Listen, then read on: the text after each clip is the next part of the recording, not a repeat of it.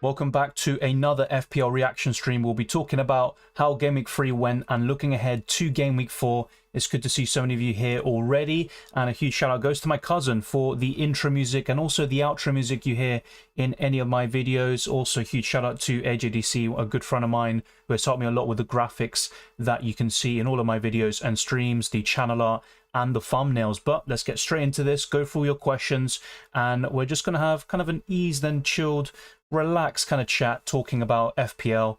And one thing I actually want to do, and if any of you are interested, then let me know, I want to add some more moderators to the chat just so I can prevent in future streams the mass spamming that does happen sometimes, so we can go through more people, different questions and topics, rather than have the same question repeated over and over by certain people. So I try to, I'm looking to improve upon the streams and make it more enjoyable for those watching. So that's something else I'm going to be looking to do. If any of you are interested, then be sure to let me know, and I'll be happy to add some moderators after this chat has concluded, and maybe even during it if I can multitask. I'm not so sure if I can though.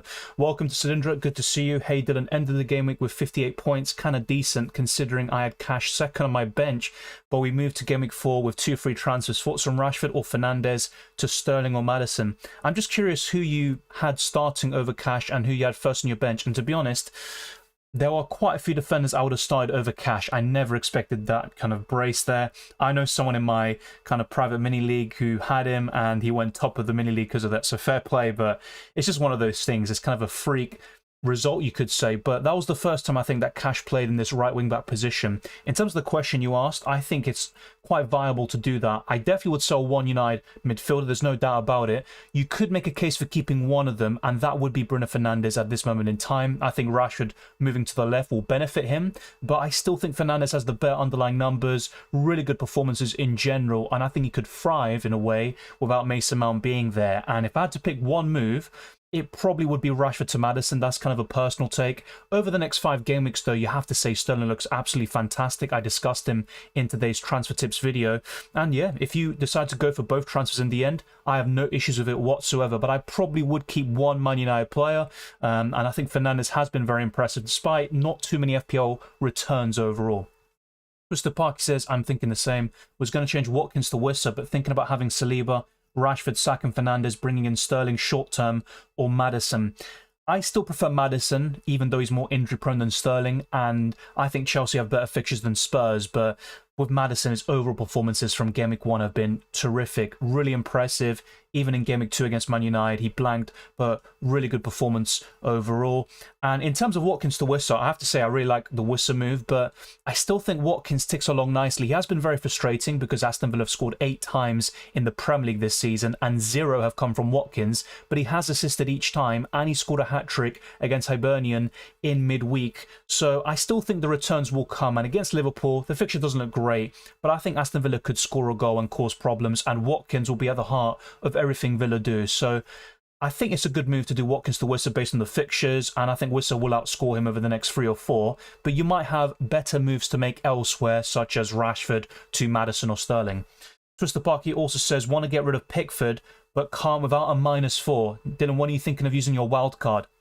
I actually looked at this earlier, and I am considering a Game Week 8 wildcard. So I'm considering 2 or 3 moves this week, and yes, that's right, I am considering a hit this week. And with those moves in mind, I think my team is pretty well set up until Game Week 8 when there are a lot of fixture swings for my assets, and that's a good time to wildcard for me. So I am looking at Game Week 8 at the moment. That's not set in stone. And in terms of taking a -4 for a goalkeeper, I don't tend to like that. You probably know me well by this point, but I think it is worth doing Pickford to Flecken, even Burn Leno at this point. And despite Pickford having a good fixture, do you trust Everton to keep a clean sheet? At this moment in time, it doesn't look like it. And then they face Arsenal in Game Week 5. And actually, I would not be surprised if Everton kept the clean sheet in that game, because Arsenal have really struggled in Goodison Park in the recent years. But yeah, I think it is worth selling Pickford for a -4. So I am obviously far behind, so I do recognize that. I'll try to go as quickly as possible, so bear with me. Thank you, Julio Pena, for being a member for 11 months, almost an entire year. A huge shout out goes to you and all the channel members and patrons. I'll be talking about all of you very soon. So hello, what are your thoughts right now on bringing in Maddison and Sterling for Martinelli and Mitoma? I'm looking at Maddison, Sterling and Mbeumo. I think I'd still prioritise Mbeumo first, with Bournemouth at home next. Some really good fixtures up until game week 10-11. But I like Maddison and Sterling, especially over the next 5. Chelsea have the best fixtures of any team in the Premier League. So Martinelli and Mitoma out for Maddison and Sterling, I probably would do it. Now, you may still have Rashford, Bruno Fernandes and Saka. And if that's your midfield, then I think it's a decent decision to get rid of Mitoma because of the fixture swing up until game week 9. Really poor fixtures. Martinelli has just not been on it so far. And it has been the case since he got that injury late into last season. And I just think it's mainly a structural issue from Arsenal. They're not able to get these partnerships up and running like they did at the beginning of last season, and I think all these chopping and changing of tactics and formations has caused an imbalance in the midfield and also throughout the team. So I probably would sell Martinelli and Mitoma. However, there's also Rashford to consider, and I would be open to selling him to Mbeumo if you haven't done that already as well, Julio Pena. But those two moves you said, I absolutely like them. I'm considering the same moves myself. Welcome, Alex, as well. Good to see you, and I appreciate that. It was good to discussed that earlier. You know, some really good points raised, and yeah, sometimes it's just enjoyable going through the comments, and there are some really good points raised. Sometimes, for example, someone said that Bowen is a must buy, and I put him in the skip section. If you watch the video, you'll find out why. But yeah, it was good talking to you there, and also right now. Alex says, hi mate, got 53. Good score, I'd say. I'm thinking Sterling and Maddison in for Martinelli and Rashford with 2 free transfers. Spot on. I think a lot of us will have this thinking. It's actually quite surprising because, you know, I don't watch any other content at this moment in time, and I also don't see other people's teams unless they're presented to me in a comment or also in the live chat. And a lot of people automatically come to the same conclusions. It does seem a bit obvious to make those moves. Now, I still think it's a bit of a tricky one because you look at other midfielders like Fernandes, even Saka and Mitoma, and if you have that 5-man midfield, it can become a bit tricky in terms of which midfielders do you sell. But I think all of us will have the same conclusions in terms of those to buy in Mbeumo, Sterling and Maddison. So I really like those, Alex. I would put Mbeumo a little bit above those two, but I have to say they are on the podium of my midfielder transfer targets in Game Week 4. Welcome, Akash. Always good to see you as well. Considering the matches this game week, is it necessary to take a free hit or do I keep it for another time? That's a good question, and that's a really good point in terms of, you know, for example, Chelsea on Wednesday, they play in the Carabao Cup against AFC Wimbledon, and that could also play a part. So I definitely want to make early transfers involving Chelsea assets because there could be an injury, someone like Sterling, for example. So just try not to play that risk if you can.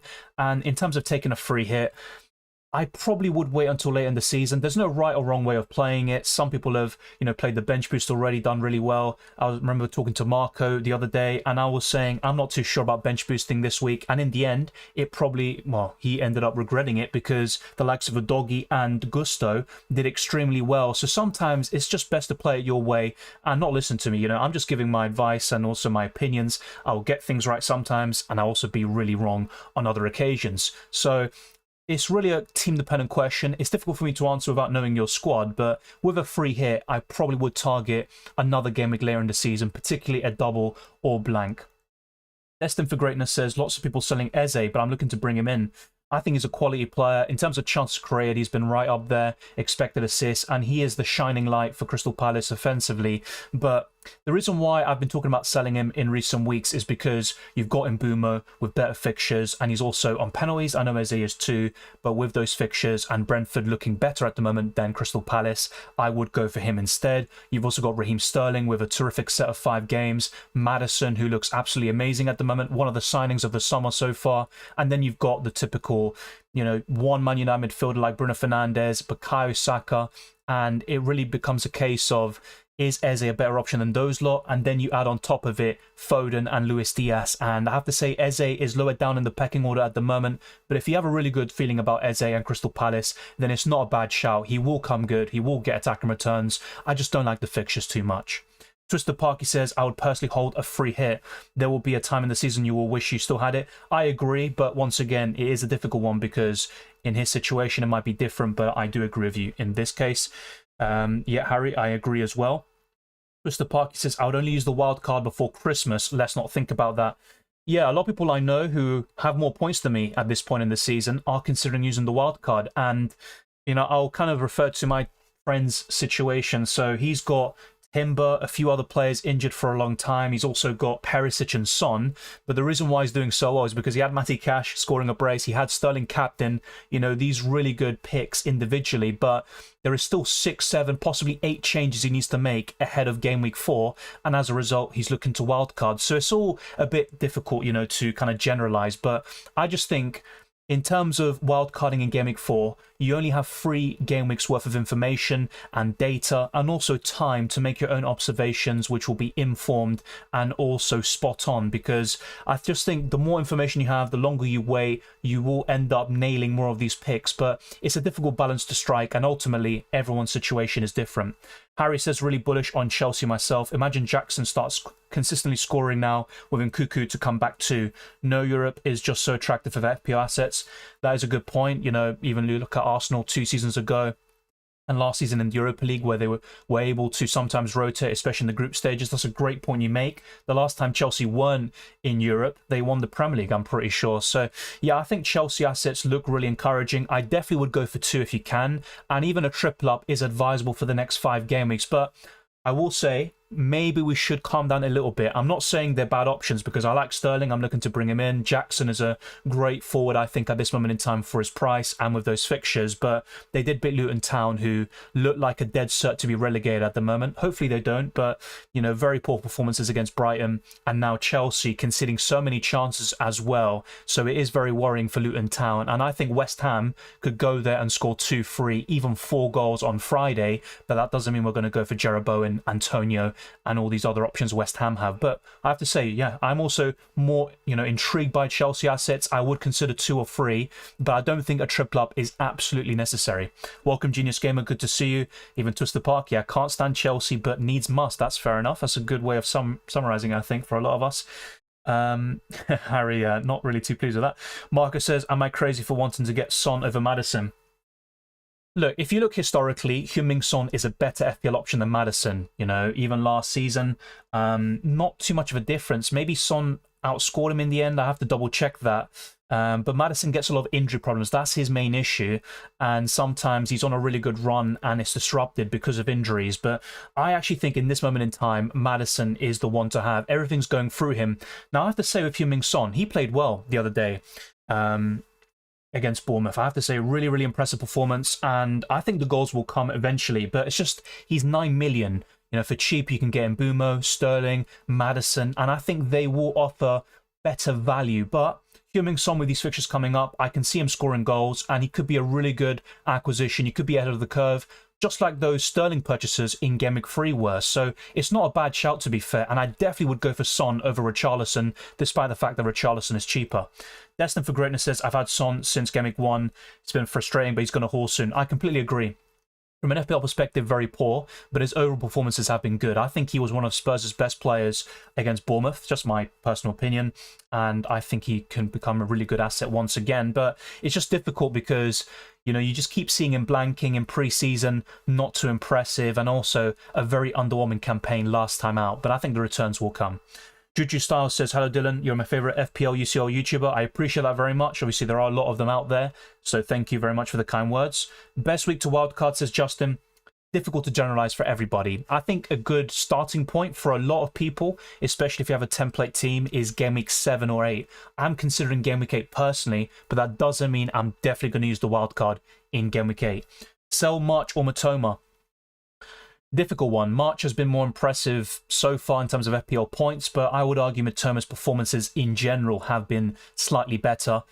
I think I'd rather sell March, but I definitely would cut down on Brighton assets. If you've got a triple up, go down to 2, possibly even 1. That doesn't mean you have to get rid of all of them, because they still are a good team. They'll be right up there. They'll score goals and cause even the top teams some problems. But yeah, if you've got a double up in Brighton midfield, I definitely would sell 1, and I think March is the one to sell. Thank you, Gary. I appreciate the kind words as well, and also everyone else who is putting in some questions. Yeah, Alex, yeah, that's a good shout. I would, let's see, add as moderator. Okay, now we've got different options now. This is new. Okay. Yep, Alex, you are now a moderator as well, and I'll be keeping an eye out for anyone else who wants to become a mod. The main reason why I brought this up is just because I think in recent streams it does become apparent that sometimes, these repeated questions do get a bit, I'd say frustrating, especially for those who aren't able to have their question or comment answered. And that's not what I want. So I want to, try to manage the chat in a better way so we can go through some more questions, make it more enjoyable to watch, and everyone's question is answered. Juju Star says, with one free transfer, who should I transfer out in your opinion? Rashford, Martinelli, Richarlison to Mbeumo, Maddison, Foden. Despite the fixtures, I probably would say Richarlison. Martinelli had his best game in terms of XG against Fulham, but still a very frustrating performance. And a lot of people would say Martinelli is the one to sell from those three, and that's understandable. But I just don't trust Richarlison, and it seems like, as they say in Spanish, está peleado con el arco. So he just can't score goals, basically. And even against Bournemouth, he had an open goal. He was, off balance. He wasn't able to get his feet sorted out. And then in the end, he misses a golden opportunity. So it might be the wrong, decision because of the fixtures. And he is playing up front, and he eventually will score. But I'd probably say Richarlison. 7S says, only have one free transfer. Which one should I do first? Pedro to Jackson, I have Sterling, or Havertz to Maddison? That is a great question. I probably would do Pedro to Jackson first. I know having a double up in Chelsea offensively isn't ideal. Even I'm not too keen on it. But I think Pedro is just too much of a rotation risk. The fixtures are absolutely awful, and at least with Arsenal, they've got some decent fixtures sprinkled in between. There is a possibility, though, of Havertz also being dropped against Man United. That could happen, but Arteta's a very stubborn manager, and if he continues to persist with Partey right back and Havertz in the midfield, it's going to be bold. A lot of people won't like it, but ultimately Arteta is the one who decides. So it is a tricky one, I think, but Pedro to Jackson... You know what? I'm having second thoughts about what I even just said now, because I just really like Maddison. I think he is a better option than Jackson. So, you know what? I'm going to contradict myself already, so not maybe a good idea. It is a really difficult question you asked me. I'd probably do Havertz to Maddison. And I have a sneaky feeling there is the possibility that Havertz is benched, but even then, I just think Maddison is too good of an option right now, even better than Jackson. So, apologies for that, but I'd go for Maddison. That's my final answer. I promise I won't change my mind again. New Place Time says, hi Dylan, I'm looking forward to selling one of the United assets for Sterling. Who would you prefer me to sell? Rashford. It's a tricky one because he looked good against Nottingham Forest, once again playing down on the left. When he plays down the middle, I think he's just a bit less effective and he's not in the game as much. So, especially when Rasmus Højlund comes back from injury, which could be this weekend, I think Rashford will become even better. But for me, Bruno Fernandes, his performances have been very good generally, even against Spurs when he blanked. Top performance, he really should have come away with attacking returns. So I'd probably sell Rashford. Azara says, my knee-jerk done and dusted. Gabriel to Udogie and Eze to Sterling. I think I talked about skipping Udogie in Game Week 2. I thought Bournemouth would score in Game Week 3. And I also don't trust Spurs defensively too much. But I have to say, Spurs really impressive performance over the weekend. And I am a bit, let's say, warmer to Udogie. I think he could become a good FPL option. And at his price, it's him and Rico Henry who are the shining lights alongside Gusto, who is even cheaper. So, yeah, I have to say, good transfers overall. And as much as I like Gabriel as a player, he's not playing games, and it's just a big concern long-term. Fingun says, March, Mitoma to Sterling. Probably March. Really tricky one, almost 50-50, and March has more FPL points so far, but I'd probably sell March. I also think Mitoma's more nailed on, and his performances in general have been better. I plan to keep Jota Diaz from -8 points. That's fair enough. I'd be more tempted to keep Diaz. I think he's my favourite Liverpool asset at the moment, alongside Salah, so I think Diaz is a really good shout. Pat says, do you prefer transferring in a good player that is facing a mid-table team or a great player against some top 6 squads? That is a good question. So I'm guessing kind of a similar scenario to that is, let's say, Maddison facing Burnley away or Salah facing Aston Villa or a top 6 side at home. I'd always go for the great player in that case because great players are great players for a reason. They're so consistent. The thing is with someone like Salah, though, is he's so expensive, and if you're not going to captain him and the fixtures are a bit mixed bag, that's where I'd make the argument that he's worth selling. If Salah was showing the kind of form he was at the beginning of 2 seasons ago, then I would say just keep Salah. He's so good. But it's a bit different this time round, and with Haaland, flying around and changing the FPL landscape, I think things have changed. But it's all circumstantial, I think. So, Yeah, the chat is even busier than I expected, so I do apologize. I do realize I'm really far behind, so apologies. Harry says, I feel really comfortable with Watkins looking to make high upside transfers elsewhere. I completely agree. You know, Watkins has been frustrating, but free returns in 3 games and the goals will come. Even against Liverpool, he will have chances, I think. So that is a really good way of summing it up. And also, you know, let's say Watkins to Jackson. I'm not as keen on doing that as I would be bringing in Sterling, Maddison, Foden, Diaz, or Mbeumo in the midfield. And actually, if I were to get rid of Watkins, I think the only striker I would go to right now is Wissa. 66 for me, Diaz to Sterling -4 paid off. That's a really good score. And a bit fortunate, I think, with the Diaz thing, because he is such a good asset, I think, at the moment. But when I say fortunate, I don't mean that in a rude way. It's just because he was subbed off so early, and I think he could have done something against Newcastle had it stayed 11v11. Milner says, hey Dylan, I need a wild card this week and made a team. Haaland, Jackson, Awini, James Ward-Prowse, Maddison, Bruno Mbeumo, Saka, Saliba, Henry, Udogie, Estupiñán, Chilwell, Edison, and Areola. I like the team a lot. I think James Ward-Prowse is more of a one-week punt because afterwards he faces City and Liverpool. And despite facing Sheffield United at home the week after that, it's still not a great run. And I think there are better midfielders elsewhere. But I will be making a wildcard video soon. That is the plan. And it will actually be very similar to what you mentioned. But there are a few changes here and there. You'll see it in that video. And if you end up watching it, be sure to let me know your thoughts there. And if it changes your mind on certain things. But I think the players I would highlight in terms of I'm unsure about are Edison. I would also say, yeah, James Ward-Prowse and Awini. Just bear in mind, it's not a bad thing to have 5 good midfielders and 3 forwards, but you're going to have to bench one of those attackers every single week. That is a bit concerning, in my opinion. 188 points too, really good stuff. FPL Josh, so now we're neck and neck, but your 66 pointer this week was really good. Twister Parky says, I agree. Watkins feels like he can return any time. Think Wissa may start to produce less in a few weeks. I really like Wissa, to be honest, but I think Watkins will be more consistent and outscore him by the end of the season. Thoughts on Salah, hold or transfer? I was asked this a lot in my transfer tips video in the comments section, and I have to say it's really close. Ultimately, I think I'd lean more towards a sell. That doesn't mean it's a must sell, because if you're quite happy to have him, it doesn't impact upon your other transfers and you're able to afford the moves you want to make, then Salah could be worth holding because he's fixture proof, he's been consistent like Watkins, returning every single time. I just think at 12.5 million, if you're not going to captain him, it just really reduces the appeal of having such an expensive asset. The best defender long term besides Chilwell and Estupiñán? Great question. It's a tricky one. Udogie's looking really good, and I might be wrong about him, but I think I'd still point towards Saliba and a City defender like Gvardiol. I still like Akanji despite what happened over the weekend. That was very, unlucky for those of you who brought him in. I was recommending him last week, so these things do happen. But a City defender does provide a bit of squad depth. Just bear in mind, if you are going to go for a City defender, try to have at least one good option on your bench just in case. But yeah, I'd say Gvardiol / Akanji and Saliba for me still. FPL Josh says, my bro had Udogie, Gusto, Sterling, Maddison, Cash, and Sterling captain, rest template, 115 points. I mean, that is incredible. He pretty much got almost my entire overall score in 1 week. So that's a really impressive score. Scowl says, hello Dylan, I just did Baldock, Martinelli and Rashford to Sterling, Gusto, Maddison for a -4.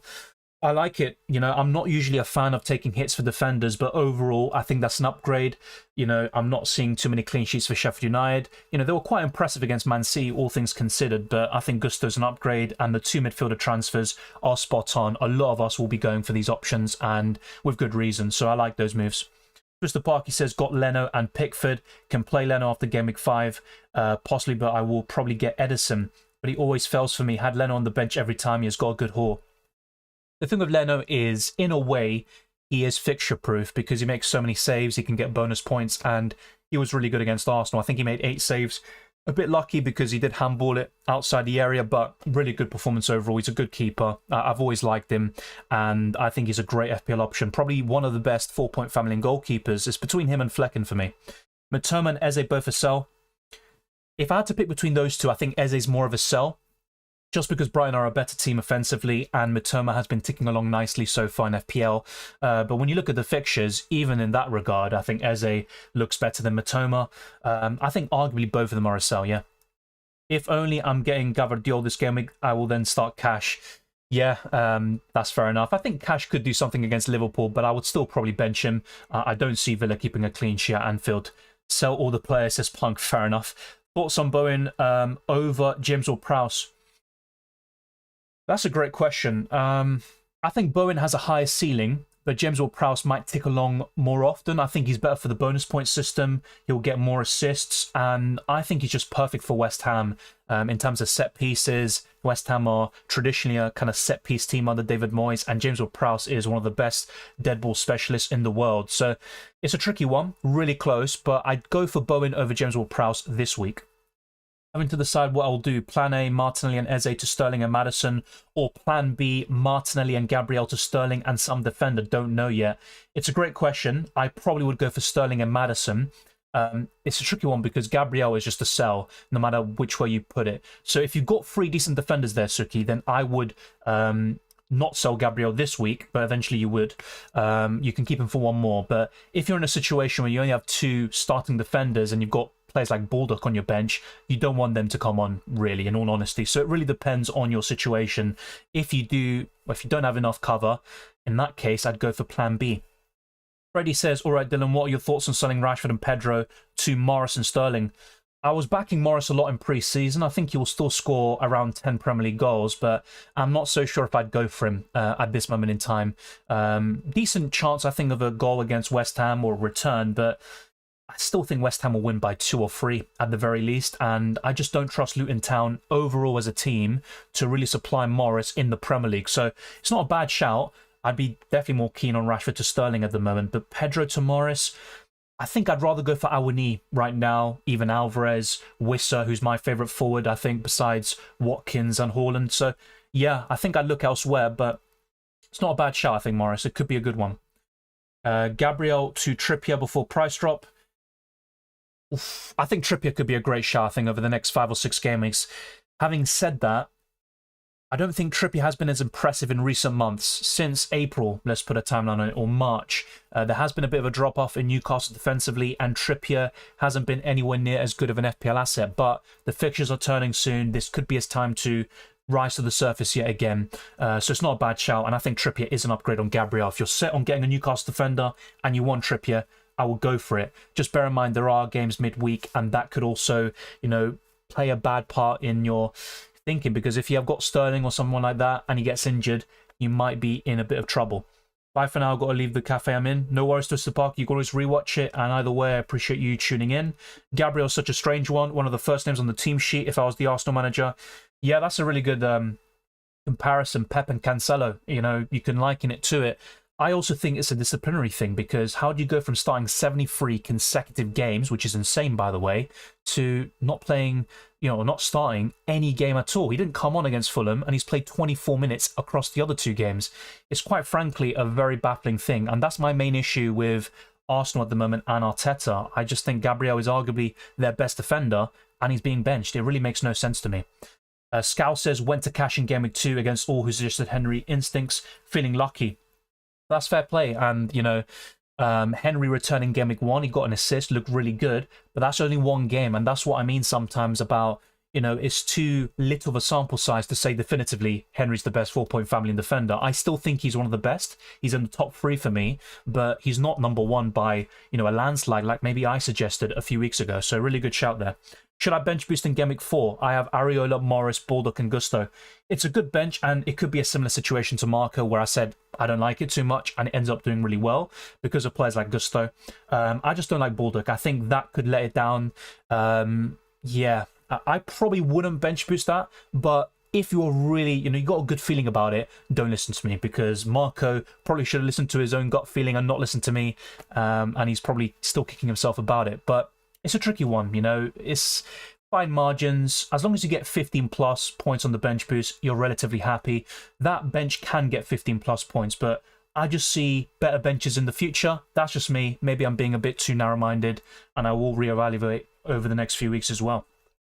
Lavi says, Sterling and Jackson double up or Mbeumo and Wissa.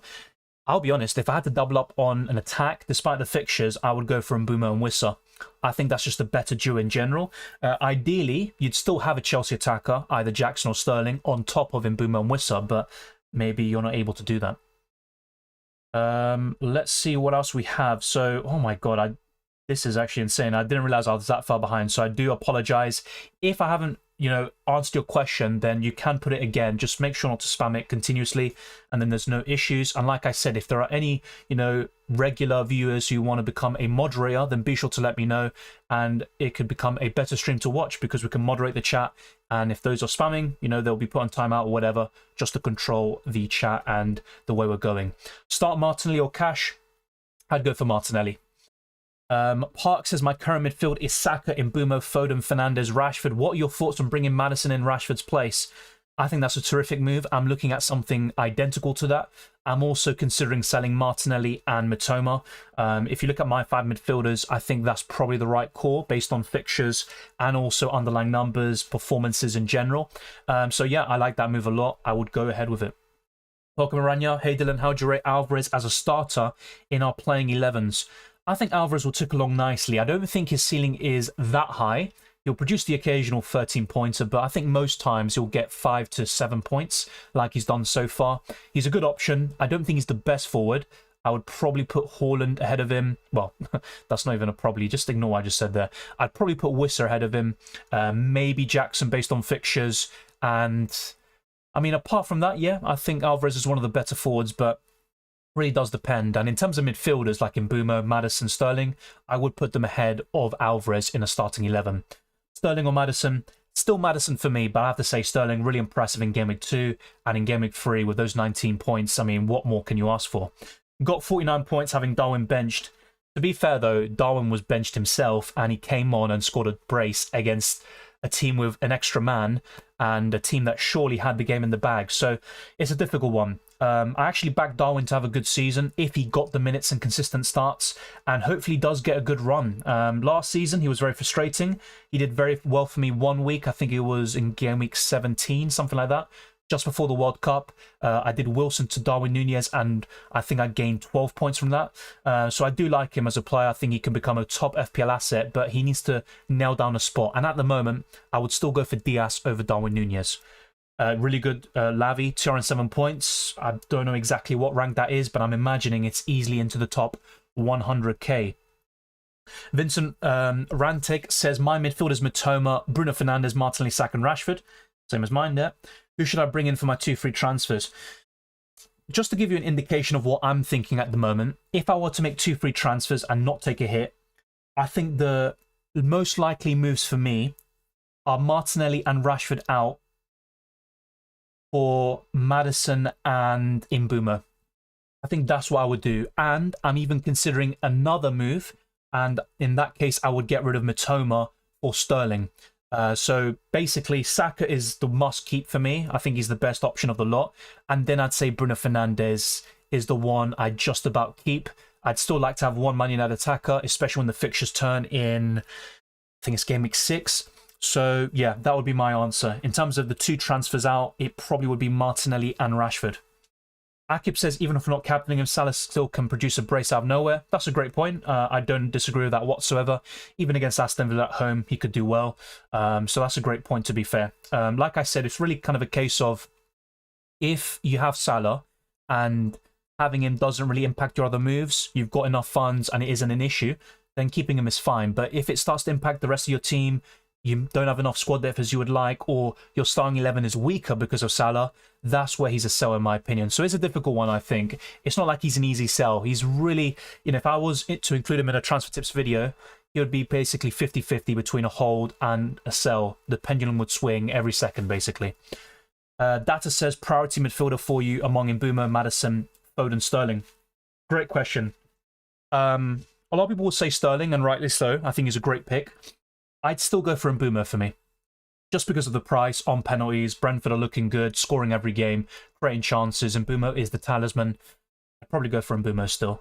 Welcome, Salah. Hey, Dylan, want to know who do you think are the best Martinelli replacements? Any budget? For me, Mbeumo, Maddison and Sterling in that order. Of course, Saka as a like-for-like replacement is a top option, but I'd say those 3. Checking in any updates on Udogie. I have a look. That is true. He did come off with a bit of an injury, I think it was. I don't think we've got too much of an update so far. So I'll have a look right now. Thank you for reminding me.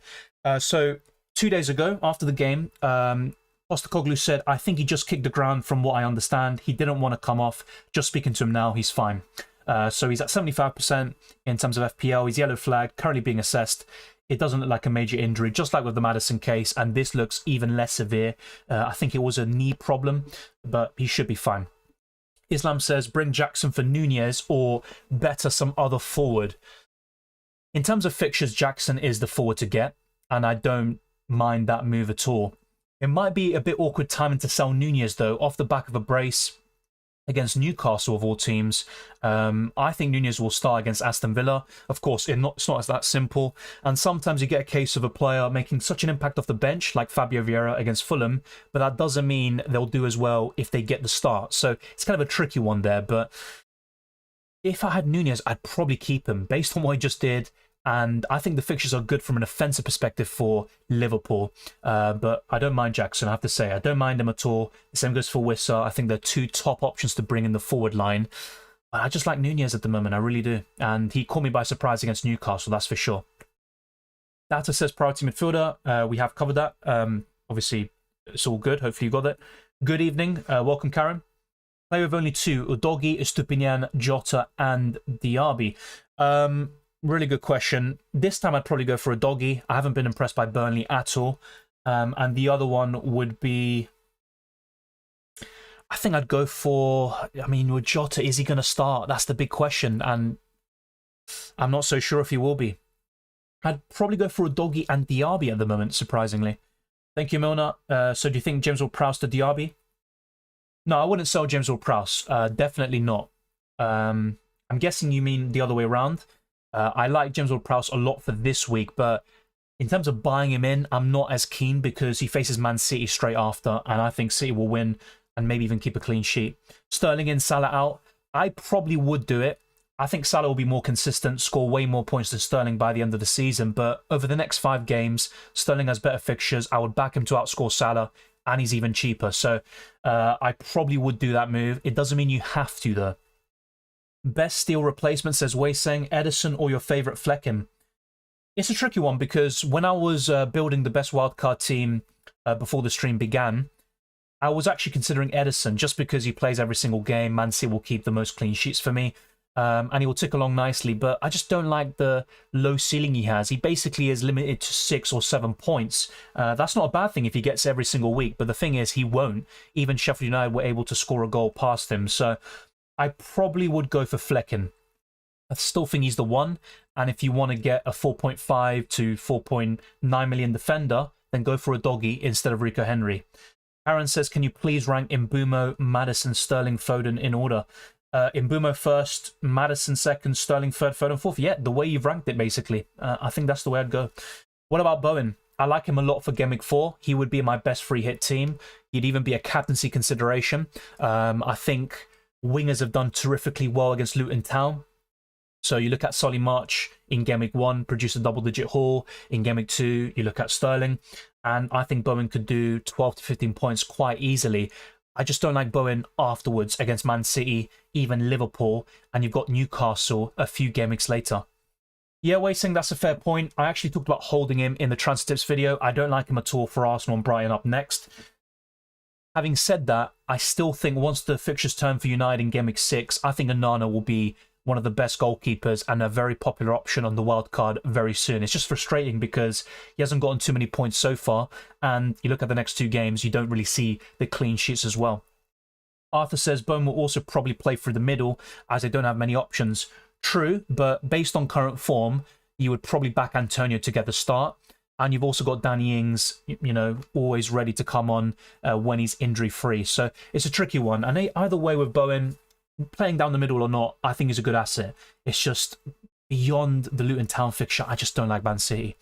Hi Dylan, should we buy Sterling for Martinelli? I like the move. I think right now it's an upgrade, and I'm very surprised by this because going into Game Week 1, I never thought about this sort of move so early on in the season, but yeah, it's a good move. I do prefer Maddison though. Any update about Kanji? Good point. I'm going to check it right now because I'll be honest, I actually didn't see the update that Pep provided.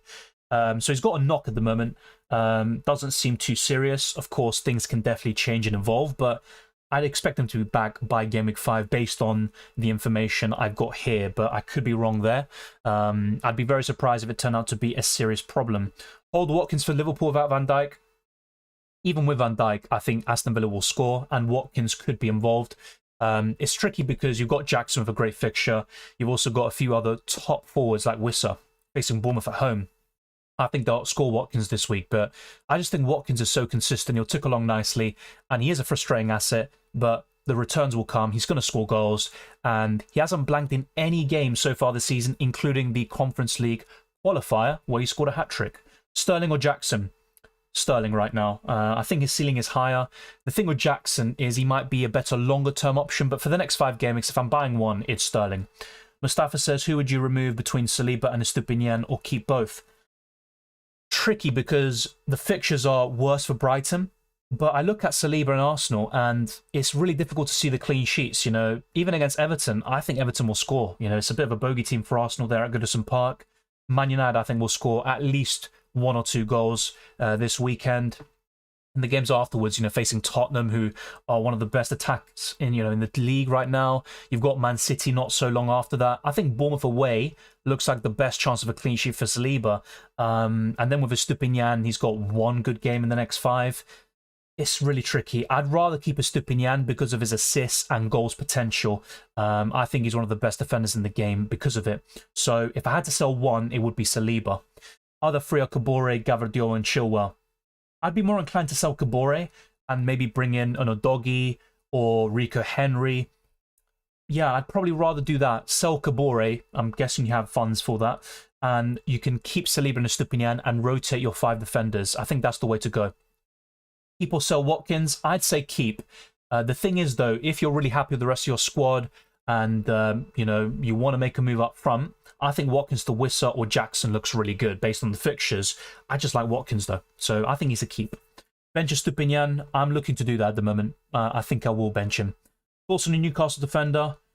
I prefer Botman over Trippier. I'm not so sure if 6.5 million for Trippier is exactly worth it right now. Things can definitely change, of course, but I don't see him getting to the points tally of last season.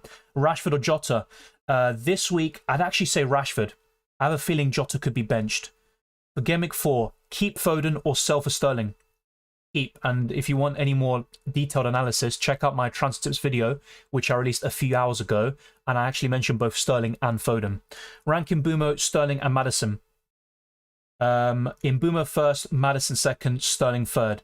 Of course, it varies week on week. I think this week Sterling will outscore the other 2, but I think going into the future, the longer term options, I think Mbeumo is the best of the lot. Keep Salah or sell? If it was me personally, I'd sell.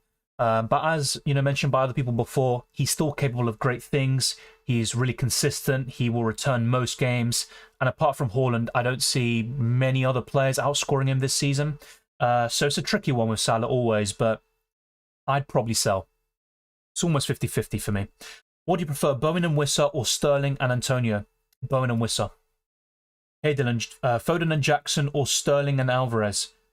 Great question. I'm in 2 minds about that one. I think I'd go for Sterling and Alvarez just about. Malek says I sub Sterling in for Martinelli, but I'm still worried about Mitoma being in my squad. Completely understandable. The next 5 games are awful. Even the next 6, including Man City. So I think selling Mitoma to Mbeumo or Maddison is a great move as well. If it's for a hit, I'd still be open to doing it because Mitoma's ceiling will probably be lower based on the fixtures. I believe City are a little timid due to Pep not being on the sidelines. Yeah, but they still control games and they always find a way. And that's why Man City, for me, are the team to beat every single year. They're the best club side in the world right now. And with Arsenal looking a bit shaky, I think, especially defensively, I just don't see any other team really challenging City. Maybe Liverpool with that big win against Newcastle. But really, if I'm being completely honest, apart from Arsenal and Liverpool, I don't see another team challenging City right now. Yeah, I agree. Arsenal defence is shambolic. It's really interesting because in the first half of last season, Arsenal had the best record in terms of set pieces, defending them. And since the World Cup, something changed and they became one of the worst teams in the league in terms of defending set pieces. You're up against 10 men against Fulham. You made the comeback. You're 2-1 up. and then you leave Paulinho unmarked from a corner. It really makes no sense to me. You look at the first goal, individual error by Saka, and Ramsdale, I don't even know what he's doing. You know, his footing is all wrong, and it should be a comfortable save, but in the end, he fumbles it. So I just think Arsenal look shaky all the time. That's the difference, I think, between Arsenal and City. City have a much better defence who don't make as many mistakes for me. Individually, I don't think Arsenal defenders are too far off City. The difference is the organisation and also the mentality. I think Arsenal don't really have that. Luis Diaz not happy with Game Week 3. I mentioned him as well in the transfer tips video. I think he's a keep all day long. Really impressive. It is frustrating that he was the first name to be subbed off after Van Dijk's red card. Liverpool won't get red cards every week, I assure you, even though it happened in the last 2 game weeks. Diaz is a fantastic player. Really impressive. I have to say, he's been more impressive than Salah for me. And in the 30 minutes he was on the pitch the other day, he still got a shot on target, or I think he challenged Nick Pope. It was a great shot. He always takes so many shots every single game, and he looks really lively. So Diaz is one of those players I've changed my opinion on as an FPL asset, and I do like him. Do you think Nunez will get a run? Tricky to say, because Liverpool have so much squad depth, and it might depend on the opposition, and Darwin might have this super sub role this season, but I think he deserves a run. I genuinely think so. He had a good pre-season. You know, changing the game completely against Newcastle. The game was lost, and he just completely changed it with 2 great finishes. Look, there will be misses. He will be frustrating at times. He's not the greatest on the ball, but his movement, his sharpness, I think is top quality. It always has been, even last season, and I think he'll do really well. If he gets a consistent run of starts, I think he easily gets 15 to 20 Premier League goals, but I don't think that'll be the case. Saliba and Watkins out for Jackson and Trippier. I like the Jackson move, even though Watkins for me is a more consistent asset than Jackson. Saliba Trippier is not a bad move by any stretch of the imagination, but I'm just not so sure about Newcastle defensively. I think their attackers look really good, and the midfielders, but their defenders, I just haven't been too impressed with them so far. Things will change, and it's not a bad move. You might be ahead of the curve by buying those 2, but I think Saliba and Watkins is still a better duo. Colwell versus Udogie in Game Week 4.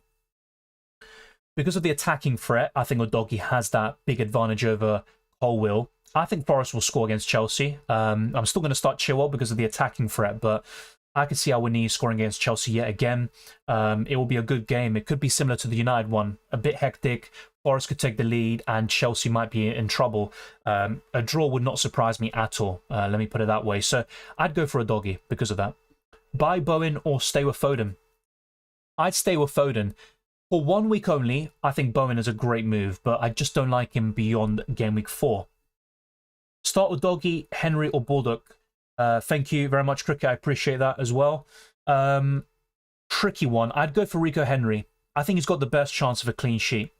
Keep those Arsenal players versus United. They're terrible. The reason why I'm looking to sell Martinelli is because I want to diversify my midfield. One of my biggest errors in my Game Week 1 team selection is the fact that I double up on Arsenal and Man United. My reasoning was, you know, they're all 4 consistent assets capable of getting 200 plus FPL points. They seem underpriced, and they were great last season. The thing is, though, so far it just hasn't worked out, and I think missing out on Mbeumo, who was in my final draft before the team selection, that was a big mistake. And I also made the error of wanting to use all of my funds. You don't need to do that, and that's something I'm definitely learned from, I think, this season. Hopefully I take it on board for next time. So in terms of keeping the Arsenal players against United, I still think United will score. So the likes of Saliba I'd keep, but I'd probably bench this week. Martinelli and Saka can do well, but the question is, are there better midfielders than Martinelli right now? The answer, in my opinion, is yes. That boy V2 says, hi Dylan, is the transfer Maddison and Sterling in for Odegaard and Eze fine? It's more than fine. I think it's really good. I like Odegaard a lot. I think he'll do really well this season. Same with Eze. But for this moment in time, I think Maddison and Sterling are upgrades. Gabriel to who? Have Chilwell, Botman, and Stupinian. I would go to either Gavadio or maybe Saliba. And right now, I'd probably go for C defender despite the rotation, which will be frustrating, of course. And in terms of cheaper options, apologies for the background noise, I'd say Udogie and maybe Henry as well are good options too. So it really depends what kind of defender you're looking for. But if it was me, I'd probably go for a City defender right now. Welcome, Ditya. I have Pedro, but I don't have Udogie. Do you think it's worth it to go Martinelli and Baldock to Udogie and Foden, or sell Pedro to Wissa? It is worth it. definitely. But as much as I like Foden, I think Maddison does look better at the moment. He also more nailed on. I know Foden was a bit unlucky with the illness this week. He would have started otherwise, but that might not be the case next week.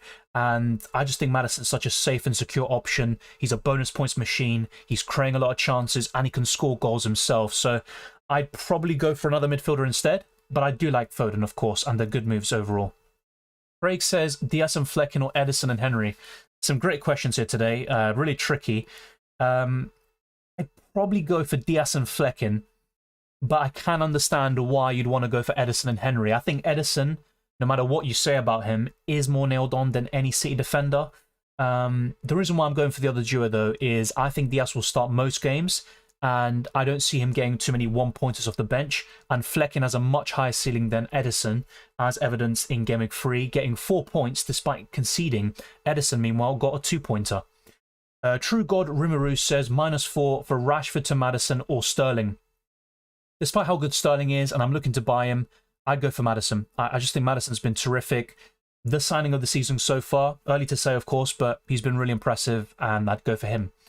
John says, hi Dylan, who to sell, Fernandes or Rashford? I don't think it's a necessity, but if you've got a double up, I think selling one is the best play. Because no matter, Fernandes and Rashford can score in any game, even against Arsenal, Brighton, you name it, and the fixtures turn soon. But I would rather diversify the midfield, and I think that was my biggest error in Game Week 1, and I would rather go from Rashford to an Mbeumo, for example. So if I had to pick one, it'd be Rashford. Do you need to sell them necessarily? No. But I know they did well in Game Week 3. Overall, they've been very disappointing, underperforming, for the first 3 games of the season, and I would sell one of them, and it would be Rashford. Sell Mitoma, Rashford, or Martinelli for Sterling? Great question. If I had to sell just one, it probably would be Rashford, especially if you have Bruno Fernandes as well. If I had to pick between Arsenal and United to have a double up in the midfield, it probably would be Arsenal, but then again, United have better long-term fixtures, and Rashford has been better than Martinelli so far, so it's a tricky one. I'm looking to sell Rashford and Martinelli. If I do take a -4 hit, I'd also sell Mitoma, so it does give you an indication in terms of, my midfielder transfer plans as well. Arsenal really think Chelsea reject can replace their core Xhaka. The thing is, it will take time. So far, he hasn't been good. I think he's had promising signs. I think against City, he had a good performance. I think it was quite impressive in the first half. But overall, you look at the last game against Fulham, he was poor in that game. I think in the first 2 games, especially Nottingham Forest, I think he was pretty decent. Very unlucky not to have some assists already, but I have to say, so far it's not working out, and you'd be looking at Maddison and Kudus. You can get both of them for around 70 million, and that would have been better business for Arsenal. You cover the winger position and also more versatility in the midfield and attack. But Arteta's going to persist with him. I think eventually he will work out, but so far it's not looking good. Thoughts on Jesus? He could come back into the side, but I think Nketiah will start. Jesus came on against Fulham and he didn't look at it. He just came back from a injury for a few weeks, months, and it's going to take time for him to get back to full match fitness. If he is fully ready, of course, he's going to start most games for Arsenal, but I think right now it's going to be Nketiah starting down the middle for Arsenal. Grinia says, got 2 free transfers, Martinelli to Maddison, or Rashford to Sterling, or both. I'd say both, to be fair. If I had to pick one move, I'd say Rashford to Sterling. I think Maddison's better than Sterling longer term, but Sterling has really good fixtures for the next 5, and he scored twice against Forest at home last season, and also scored away from home at Forest, the City ground is scored. So it's a tricky one, but if I had to pick one move this week, it'd be Rashford to Sterling. I would do both, though. Mitoma and Gabriel for Mbeumo and Gusto. Good moves. I think Gusto's a short-term play. I think he's good for the short term, but once Reece James comes back, Gusto's going to lose his spot, and I think there will be frustrations with him eventually. Newcastle are fine at the back. Yeah, that is true. They have had tough fixtures, but I'm even pointing towards the end of last season where they had some really good fixtures and still didn't keep clean sheets. Who would you get in with a Salah sale? Mbeumo, Maddison, Sterling. I do admit none of those players will get close to Salah's overall points this season, unless something freakish happens, but I just think over the next 5 to 10 game weeks, those options will offer better value and arguably outscore Salah despite being half the price. Not so sure, Romick. We'll just see how it goes. You know, the chat has been even busier than I expected, I will admit. So maybe a bit longer than I anticipated originally. Marcus says captain Mbeumo or Haaland. I am considering Mbeumo as captain, and even some of the other players I'm looking to bring in. It's a tricky one, though. The reason why I might just go for Haaland captain yet again, which seems really boring, is because Fulham have been terrible. I know they got a great draw against Arsenal, but really the game should have been 3 or 4-0 in my opinion. Arsenal gifted them 2 goals. I think Fulham, look, they took the advantage. You have to give them credit for it. They defended very well, especially going down to 10 men. They showed great fight, but they're conceding so many chances every game. Against Arsenal, their expected goals conceded was 3. Against Everton, it was almost 3. And against Brentford, I think it was almost 4. So, you know, if it wasn't for Leno and also you could say a bit of luck in a way, I think Fulham, you know, they would have lost against Arsenal and they would have been in big trouble. And I know Leno's a good option because of saves and bonus points, but I just can't really see past City scoring 3 or 4 past them. I really think Man City will put them to the sword, and it won't be a case of Arsenal, you know, not failing, you know, or shall I say, failing to bury the game. I think City will do it, and they're going to put Fulham. Yeah, I think it could be embarrassing, really. So I think Haaland just about might be the captain, and I just don't really see Fulham doing anything in that game. Momo says sell Martinelli and Rashford. Yes, I discussed them in today's video. I'd sell both of them. Gabriel to who? I have covered this, Bojan. My answer was Gavadio. Thank you, Chatsport. CJ says Gabriel to Udogie, Salah to Sterling, Pedro to Jackson for a -4. Love your content. I appreciate that, CJ. Yeah, I think those are good moves. I think I was wrong about Udogie. Of course, it's early days and things can change. I'm still not completely convinced about Spurs defensively, but Gabriel's not even playing games, and Udogie has the bonus points and assist potential, and Spurs are keeping clean sheets at the moment, so good move. Salah to Sterling also looks good, and yeah, Pedro to Jackson is a great upgrade, so I'd do it. I probably would. Of course, selling Salah for a hit is always, you know, you're going to get itchy feet, you're going to be a bit nervous, but I think it's worth it at the moment. Cowsey says, I'm last in my league, trailing by 1 point. I've already used my transfer this week. Should I transfer Udogie for Konate and sub Udogie on for Saliba? It's a good question. I like Udogie. I would play him over Saliba this week, but I'm not sure if I'd take a -4 hit this week. Despite everything I've said, I think Burnley will score against Spurs. And if that's the case, taking the hit and then starting Udogie over Saliba, you're going to eventually lose points because of it. And of course, it's all hypothetical. I could be wrong and Spurs keep yet another clean sheet, but it really, in most cases, I think it's not going to pay off. So I personally would say no, but ultimately bringing in Udogie could be a really good move. And yeah, Konate has been very frustrating so far. Martinelli to Maddison for a hit or hold. You know what? I'd probably go for a hit there because with midfielders and attackers, I think it's generally worth it. And I can see Maddison outscoring Martinelli quite significantly over the next 5, so I'd do it. What are your plans with double Arsenal and double United midfield? My current plans, similar to you, is to sell Martinelli and Rashford, and I'm looking at the same players as you are. But I'm also considering bringing in Sterling for Mitoma, and that would be a -4 hit. I'd be very open to that. I sold Martinelli for Foden, only 2 points up on that deal. Still, 2 points is something, and all things considered, with Foden, you know, being ill and travelling late with the squad, it's a decent outcome, I'd say. March out, yeah, in my opinion. Look, he's a good option still, and Brighton will tick along nicely, score goals, but I think March will experience a dip in the next few weeks. Sell Bullock or Kabore? Tricky one. Probably Kabore, because with Sheffield United, they look poor, but I think they just concede fewer goals and chances than Luton Town. So I'd rather sell Kabore, despite him having more offensive threat, you could say. Keep Rashford and Fernandes. My answer would be no. I think they will come good, especially with Rasmus Højlund coming very soon. But I just don't think a double up in United attack is worth it. They scored, what, around 50, 60 Premier League goals last season. They've struggled to score goals this time round. I know they just scored 3 against Forest, but I'm just not too keen on that. I'd look to sell one of them, and it probably would be Rashford. Sorry, march out for Sterling or Bowen.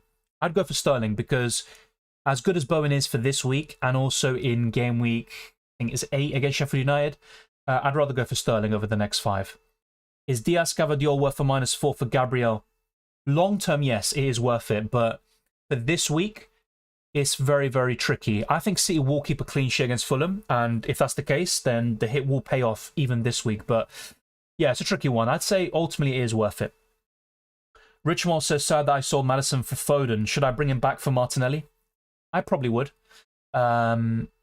Just be careful in terms of making too many of these switcheroos. I'm, guessing you only got rid of Maddison because of the injury flag.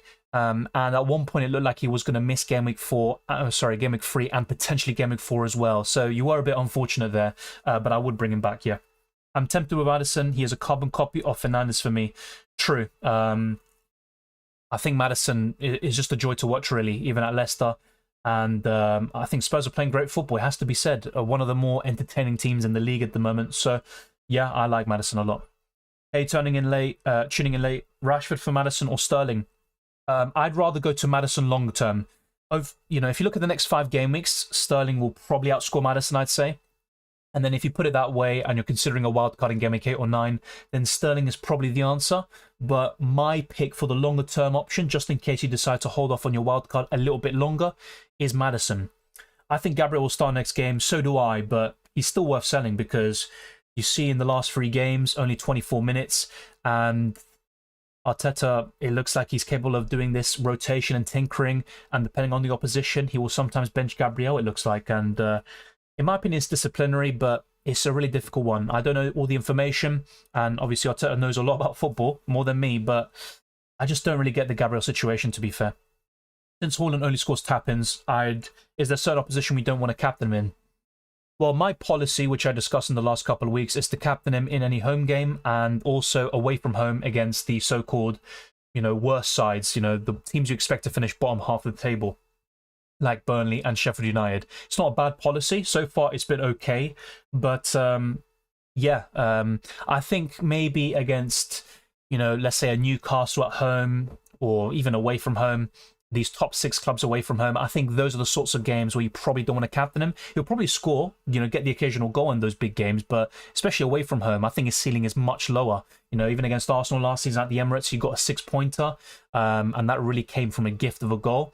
So, yeah, I'd probably say, in terms of when do you not want to captain him, I'd say against, top teams away from home. That's the way to go. Thank you, Jacob. I appreciate it. How about Sterling and Alvarez or Maddison and Wissa? Maddison and Wissa for me. Really good duos. I like Sterling and Alvarez, but Maddison and Wissa. Thank you, Yusuf, for the super chat. I appreciate it. Who is your favourite West Ham asset? Great question. For me, it's between Bowen and James Ward-Prowse. And I have to say, James Ward-Prowse has taken me by surprise. I thought he'd be a decent signing for West Ham, but I didn't expect him to be as good of an FPL option as he has been so far. I'd still go for Bowen, because he can play down the middle. He's got more goal threat, and I think a high ceiling as well.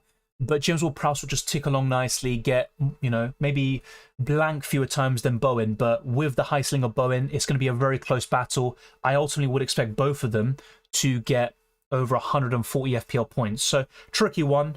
I'd probably give the edge to Bowen. James Ward-Prowse will be second. As good as Antonio's been so far, I wouldn't really consider him an FPL. Thank you, Richmore. Very much appreciated, and kind words, obviously. So thank you very much for that, and also everyone else who's been tuning in. If you haven't already, like he says, be sure to smash the like button and subscribe for new. Literally just last week, I think on the 25th of August, we did hit 19,000 subscribers, and we are looking to get to new goals as well. We've got almost 200 people watching, so it's been a great turnout so far. Let's try to get this stream to over 150 likes. It is a tall ask, but it costs nothing, and it really helps us in the algorithm, and it'd be greatly appreciated. Switching to Stupinian now. With the fixtures in mind, it's not a bad sell, but I personally would keep. I think his ceiling is just way too high, and I'd be quite happy to bench him on the odd occasion. And even if he produces a big return and I'm a bit frustrated with the bench points, I'd still be quite happy to then bring him in for the easier fixtures like Bournemouth coming very soon. Alvarez thoughts, I think will be quite consistent, get 10 to 15 Premier League goals and a lot more minutes this season, but he's not the best forward, I think.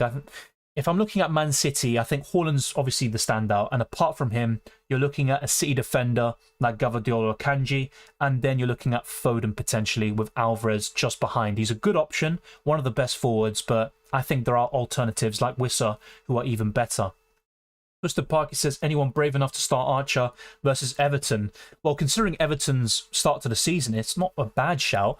I don't think I'd do it myself, and in a way, I think Everton have been a bit unlucky so far, especially from an offensive perspective where they've created chances. And, you know, you look at Jose Sarr in Game Week 3 and also Leno in Game Week 1. Two of the best goalkeeper performances so far this season have been against Everton. Forest went for Ndidi. That could be a really good transfer. I remember the times when Ndidi was, you know, regarded as one of the best DMs in the league at Leicester. Yeah, I think that could be a good signing. And Forest have some pretty impressive players, actually. Lewis Silva says, thinking of getting Udogie into Gabriel's slot. Would you start Udogie instead of Estupinian next game week? Yes, I think Newcastle will score. It's a tricky one benching Estupinian, but I think Spurs have a much better chance of a clean sheet this week. And Chilwell Colwell, fair enough. You know what? I probably would start Estupinian over Colwell. I don't think Chelsea keep a clean sheet. Alex says, I'm thinking Martinelli to Eze. Wildcard Game Week 9, that's a good plan. Play him versus Wolves, Fulham, Forest at home, and bench for Villa and United. Yeah, I think that's a good shout, to be fair. Look, Eze is not my favourite midfielder to buy right now, but over the course of the season, I don't see many 6.5 to 7 million midfielders outscoring him, and your plan seems very sound, so I like it. What will your back three look like in Game Week 4? I'll talk about this in the team selection video, but I think it will be Rico Henry in, Chilwell, and Estupinian. I'm looking to make my moves in the midfield, if anything. Let's actually go for a few different screens. So first up, let's go through the FPL League we have. You can check the link in the description below. And also, later on, you will see once again the league code on the left-hand side of your screen. You know what? I'm going to put a link in the live chat just so it's easier for you to get to. So hang on for a second. So just for those of you unaware, the league code is 7EG67U. So here you go. The link is here. Just click that link and you automatically join. If you were in it already from last season, I'm guessing you're already in it yet again. But a huge shout out goes to Cheesy Garnacho, aka Dexter, who is top of the league, and he's got 212 FPL points. No, sorry, I can't even read. 232. So where is he in the world right now? He is 411th. That's really good. And he played his wildcard in Game Week 3, so yeah, really good stuff so far. Let's see if it keeps on going. But that's an incredible start. I wish I had that. And a huge shout out goes to everyone else here. So Faye Rose, Roy, Mr. Hun, The Punisher, Malanda, and everyone else in the top 10. You know, really good points total so far. It's early days, of course, but you know, it's really good to have that advantage so early on in the season. So be sure to join and maybe you'll be top by this time next week. I also want to go for a few other screens such as the fixture ticker. Luton Town are top over the next 5 game weeks, but even then, I'm still not too keen on their assets, including Morris, who is probably the best they have to offer. Brentford, Spurs, Chelsea, Everton make up the rest of the top 5. And in terms of those at the bottom, look at that. You got Brighton right down there with a horrid fixture run, which does end in Game Week 10. But Man City away in Game Week 9. Look at Aston Villa, Man United, Newcastle, Liverpool. Some really poor fixtures. West Ham, Arsenal, Wolves and Burnley also make up the bottom 5. So it does really, you know, play a part into those of you thinking to sell Martinelli and go from 3 Arsenal players down to 1 or 2. I think that is the play. In terms of predicted points, Haaland is top yet again. Boring. Salah is 2nd, Foden 3rd, Jackson 4th, and Jesus is 5th. Then you've got Mbumo, Saka, Sterling, Fernandes making up the top 10. But I have to say, I don't necessarily agree with the top 5. I'm not so sure if Foden should be that high up. Maybe Jackson as well, but I could be completely wrong, and the algorithm is proven right. In terms of price rises, let me just refresh the page. So Cash, Ward-Prowse, Mbumo, and Gvardiol are all projected to rise. Maybe not tonight, but this week they almost certainly will. And I like Ward-Prowse a lot for Game Week 4, not so much after that. As for Matty Cash, I think he's a decent 4.5 million option, but just don't expect goals from him every single week. I think that was a bit of an anomaly in my personal opinion, and I'm happy to be proven wrong. In Mbumo though, Gvardiol, great transfers, and Maddison as well will also surely go up in price fairly soon. Now, the reason why I'd say try not to make early transfers this week is because we've got Carabao Cup action in midweek. So Chelsea play on Wednesday against AFC Wimbledon, so it could be, you know, it just could be a bad decision to make an early transfer. and ultimately you might get some injury problems that you also have to deal with later in the week. In terms of price falls, you've got Mudryk, Gabriel, Havertz, no one else really of FPL interest, I'd say. Yeah, but there's a lot of price decreases happening very soon. But yeah, I mean, those are really the key ones. A lot of those aren't really good FPL options. Not really sure why people had them, but there you go. Play it your way, of course. But yeah, that is the price riser section. Of course, we will cover this as well in the deadline stream. And I also want to give a shout out to Drafttown and look at the transfers they are recommending to me for Gameweek 4. Rashford and Fernandes out for Sterling and Mbeumo. And actually, it's pretty much what I'm looking to do as well. But instead of Fernandes, I'm looking to sell Martinelli, and I'm also looking to get in Maddison. And ultimately, I could take a -4 hit. I'm quite open to it this week.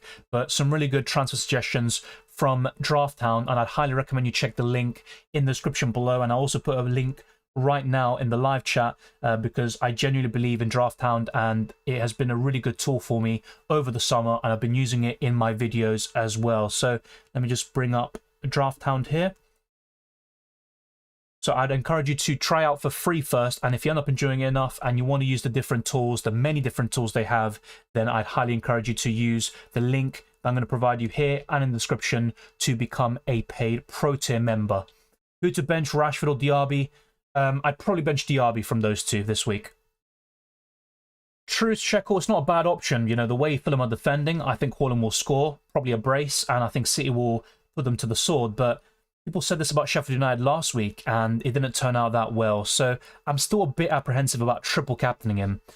True, it was Topaki, but that's higher than me, to be fair. So, you know, you're in a good position, all things considered. It's just a lot of, you know, good scores so far in the league. Milner says, went for Awani as a differential, as he has proved he could score against top teams like Arsenal and United. A good point. I think that the next 4 fixtures, except C, which I can bench him easily, look decent for him. Yeah, I remember also in October last year, scored against Liverpool at home, scored against Chelsea. He's a really good player. He scored against Arsenal in back-to-back games. Top quality striker, I think you could say. He offers a physical presence up front. He's a nuisance from set pieces, and he's a good finisher. So I like that. And he's the second highest scoring FPL forward, only behind Wissa. There's a lot to like right now. Best Martinelli replacements, I would say Mbeumo first, Maddison second, and Sterling third, but you could easily alternate second and third there. Terrific Tech says, hi Dylan, thoughts on my team: Johnston, Gvardiol, Chilwell, Udogie, Bruno, Saka, Mitoma, Enzo, Salah, Haaland, Jackson with Estupinian and Bayer on the bench. I like it. I think Enzo could become a good FPL option in the future. Having said that, I still think there are much better midfielders at this moment in time. What I would do with your team is focus on the midfield. I like Saka and Bruno. I think they're definitely worth keeping, even Salah. But Enzo and Mitoma, I think, are sells. So what I would do is Enzo to Mbeumo and Mitoma to Maddison if you've got the funds. Sinway says, Brentford have a good run of fixtures to come. Yes, they've got some difficult fixtures in between, but generally speaking, over the next 5 to 7 game weeks, they've got a good run of fixtures. Jackson and Sterling are good captain potential. Forest missing their captain and centre-back. Yes, and also Sterling scored a brace in the last home game against Forest, and he also scored at the City ground. So I think he's going to do well against Forest. Probably get at least a goal. So yeah, I think Sterling's a really good captaincy choice. I even said, you know, there was a few people asking about Sterling captaincy in the deadline stream, and I thought he was probably the best differential captain. However, I still said I wouldn't have done it myself because I thought Haaland, Bruno Fernandes will outscore him. In the end, I was wrong about that. The only thing with Cheesy Garnachos is they have used the wildcard, free hit, and bench boost, only got 40 more points than me. Yeah, when you use all your chips like that, of course, you do gain an advantage immediately, but longer term, that could come back to bite you, of course. But I know some people would, you know, use their chips very early on and still manage to keep up the pace and maintain their great position. But of course, it is very early on. It does look like on paper. By the way, can't wait until everyone goes for Calvert-Lewin for a 2-week punt before wildcard for Gameweek 7-8, Bournemouth and Luton at home. I'll be honest, and look, this might be clipped or whatever, and by that time you're like, Dylan, you're a hypocrite. I'm never listening to your videos again. I'm saying it right now. I don't think I'm ever going to go for Calvert-Lewin, even with those fixtures later on, because I just don't trust Everton offensively. They've created a lot of good chances, in the first 3 weeks. They should have scored more goals, probably gotten more points on the board too, but I just don't trust Calvert-Lewin to stay fit. Everton as well offensively, and I think there are much better forwards elsewhere. So they could have Luton, Bournemouth, any other fixture you can name. I don't think I'm going to go there personally. You might be right though. There might be a clamour to go for Calvert-Lewin and to target those fixtures, but I'm not entirely a fixtures person. Should I bench boost with Watkins and Estupinian on the bench? I mean, that is a good bench, but the fixtures themselves are quite tricky. Look, that is a good bench, and I could see that scoring 15 plus points, and you'd be quite happy with that for a bench boost, but I don't think I would, and maybe once again I'm going to get it wrong, like I did with Marco.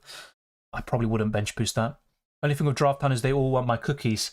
You might be right, but I don't remember accepting cookies. I think I was able to reject it, and I use a browser called Brave, which does kind of eliminate a lot of ads and pop-ups and stuff like that.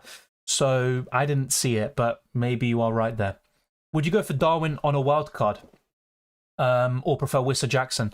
I still prefer Wissa and Jackson, but Darwin Nunez is certainly on the radar now. My main issue with him is minutes, and it always has been, and that's why Diaz at the moment looks like my favourite Liverpool player, to be fair. Dar Bilal says who to start, Gusto or Baldock? I would go for Gusto, there's no doubt about it. Even though I think Chelsea will concede, Gusto is the one for me. Considering Everton yet to score and Nottingham Forest scored against Arsenal and Man United, true. That's a really good synopsis and summary, but I'd still go for Gusto for the attacking threat, and I think Everton will score against Sheffield United. I have Isak at the moment. What would you recommend? Tricky one. Great start in Game Week 1. Tailed off a little bit with the tougher fixtures, but I still think he's worth keeping. What defender rotates well with Udogie? That is a great question. I'll have a quick look now, just because I don't want to get it wrong. That is a really good question to ask. Off the top of my head, I do think Rico Henry could be a good one, but I need to check. So if I check now, yeah, if we go through the fixtures now for, using Fantasy Football Hub here. So if you look at Spurs, yeah, you literally see on screen. So when Brentford play Bournemouth at home and Spurs play Burnley away, I mean, they both have good fixtures, but you'd probably favour Rico Henry there. And when Rico Henry faces a visit to Newcastle, Spurs have Sheffield United at home. That's good rotation. And when Brentford have Everton at home, Spurs have Arsenal away. So I think, actually, Rico Henry and Udogie, really good rotation there. Once again, in Game Week 8, Man United away for Brentford. Doesn't matter. Udogie has Luton Town away. So yeah, I think that's a really good partnership. Both 4.6 million. I think that looks top quality. Looking at Man City as well, I think that's also pretty decent. So Game Week 5, you've got Spurs facing Sheffield United at home. Man City will face West Ham away. In Game Week 6, you've got Spurs away to Arsenal. Man City have Nottingham Forest at home. So if I had to pick, it probably would be either Gavadio or Akanji or Rico Henry. So let me know what you think of that. Really good question as well. I appreciate it. And let's now go to... Let's actually go now to some stats that I want to show you. So the most transferred in player this week, by no means is it a surprise, is Raheem Sterling, following a 19-point haul, and with great fixtures coming up, it's not too big of a surprise. Gusto is second, Maddison third, Udogie fourth, and you've got Romero fifth. I have to say, despite Romero being one of the few players to not have blanked so far this season, I wouldn't go for him. I think he's too much of a hothead, too many yellow cards, the occasional red, and Udogie looks better for attacking threat and bonus points. So if you were to go for a Spurs defender, go for Udogie, and even Vicario in goal with the saves potential. I don't think I'd go for Romero personally. Chilwell, Cash, Ward-Prowse also highly transferred in. You've got some other West Ham assets like Bowen, Areola and Antonio, but just bear in mind, West Ham face Man City and Liverpool, also Newcastle very soon, so I'm not too sure about those transfers in the long term, but I still like Ward-Prowse and Bowen, it has to be said. Not so much getting in Areola as a goalkeeper this week, especially Antonio, who I don't really trust in the long term. But let's now go to my normal team and how I did in Game Week 3. I got 51 points, I'm just 12 points away from 200, and my rank has gone up slightly from around 400k to 371. So there was kind of a rise of 50 to 100k. I don't know exactly off the top of my head. Decent rank rise, but it was a bit disappointing. I was expecting a big week from my Arsenal, Man United midfielders, and whilst Bruno Fernandes and Rashford returned well, Martinelli once again letting me down. Brighton as well, shocking performance against West Ham. So certain things definitely were a bit shocking. Anana getting 0 points against Forest, but that is the beauty of football. You think the way you play FPL is too safe? Yeah, I'd say so. I have made some crazy risky moves before, and I think because most of the time it hasn't paid off, I've become a more cautious and conservative manager. But Wei-Seng, you'll be happy to know I am heavily considering an aggressive -4 hit, which involves selling Matoma, Rashford and Martinelli. So maybe that will be considered a bit risky because I'm still selling some good FPL assets. Ederson, good long term. He'll tick along nicely, get a lot of clean sheets, but I just don't think the ceiling is high, and it's a tricky one because he's 5.5 million, and I think there's going to be 5-6 goalkeepers who outscore him because of the lack of saves that he makes. Liverpool Arsenal should buy Paulinho now. I don't see Arsenal buying him. I actually recommended Paulinho. Someone asked which defensive midfielder should Liverpool buy, and I said Paulinho. You look at the difference he made to Fulham as well. I know they considered a lot of chances and should have lost at the weekend still, but he makes a big difference. Scored the equaliser, and I think without him, Arsenal win they just win comfortably, no matter if they miss chances or not. Is Matoma and Mbeumo a good move? Definitely. Welcome, Geotip. 2.1 million in the bank. Which defender should I bring in for Ashley Young? Still like Chilwell and Estupiñán, more so Chilwell for the fixtures. And apart from him, I would say Gvardiol is right up there. So yeah, I'd say Chilwell or Gvardiol at this moment in time. And I still like Akanji, I have to say. John says, went Baldock to Udogie and Martinelli to Sterling. Yeah, good moves. Not so sure why you hate Maddison. Maybe because he gets so many injuries and can be a bit of a frustrating asset sometimes. But yeah, good moves. Who are your top 5 players in each position right now? That's a great question. And you'll probably get an insight into my rankings in the transfer tips video. So if we had to do a ranking right now, just going to refresh my memory here with the players here. And by the way, we are on 80 likes, so thank you very much. Let's try to get to 150 before the stream ends. And we've still got around 150 people watching. So in terms of forwards, needless to be said, Haaland is still number 1. I would then go for Wissa, Jackson. Watkins is still up there despite the fixtures not being the greatest. And in number 5, I think I'd still go for Isak. So yeah, that's my top 5 for forwards. Haaland first. If I had to kind of give a definitive ranking, I'd still say Watkins is the second best overall. Wissa third. Tricky one. But yeah, I think Jackson 4th, and then in 5th Isak because of fixtures as well in mind. I have to say, Awani is right up there. He's really close to entering the top 5, same with Alvarez, but that would be my top 5 right now. In terms of midfielders, it would be Mbeumo, not necessarily number 1, but Mbeumo, Saka, Maddison. I'd say Sterling, at least for the next 5 game weeks, and Bruno Fernandes. That's my midfield 5. As for defensive 5, it would be tricky one. I'd say Chilwell, Udogie,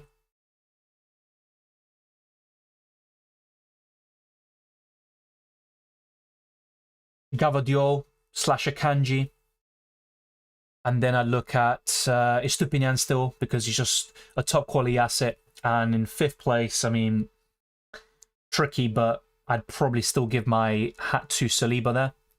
As for goalkeepers, top 5, I'd go for Onana. I'm still quite bullish on him. I think he'll come good. So Onana, Vicario, Leno,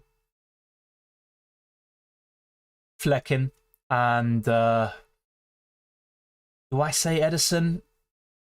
I can't bring myself to say Ederson. I'm sorry.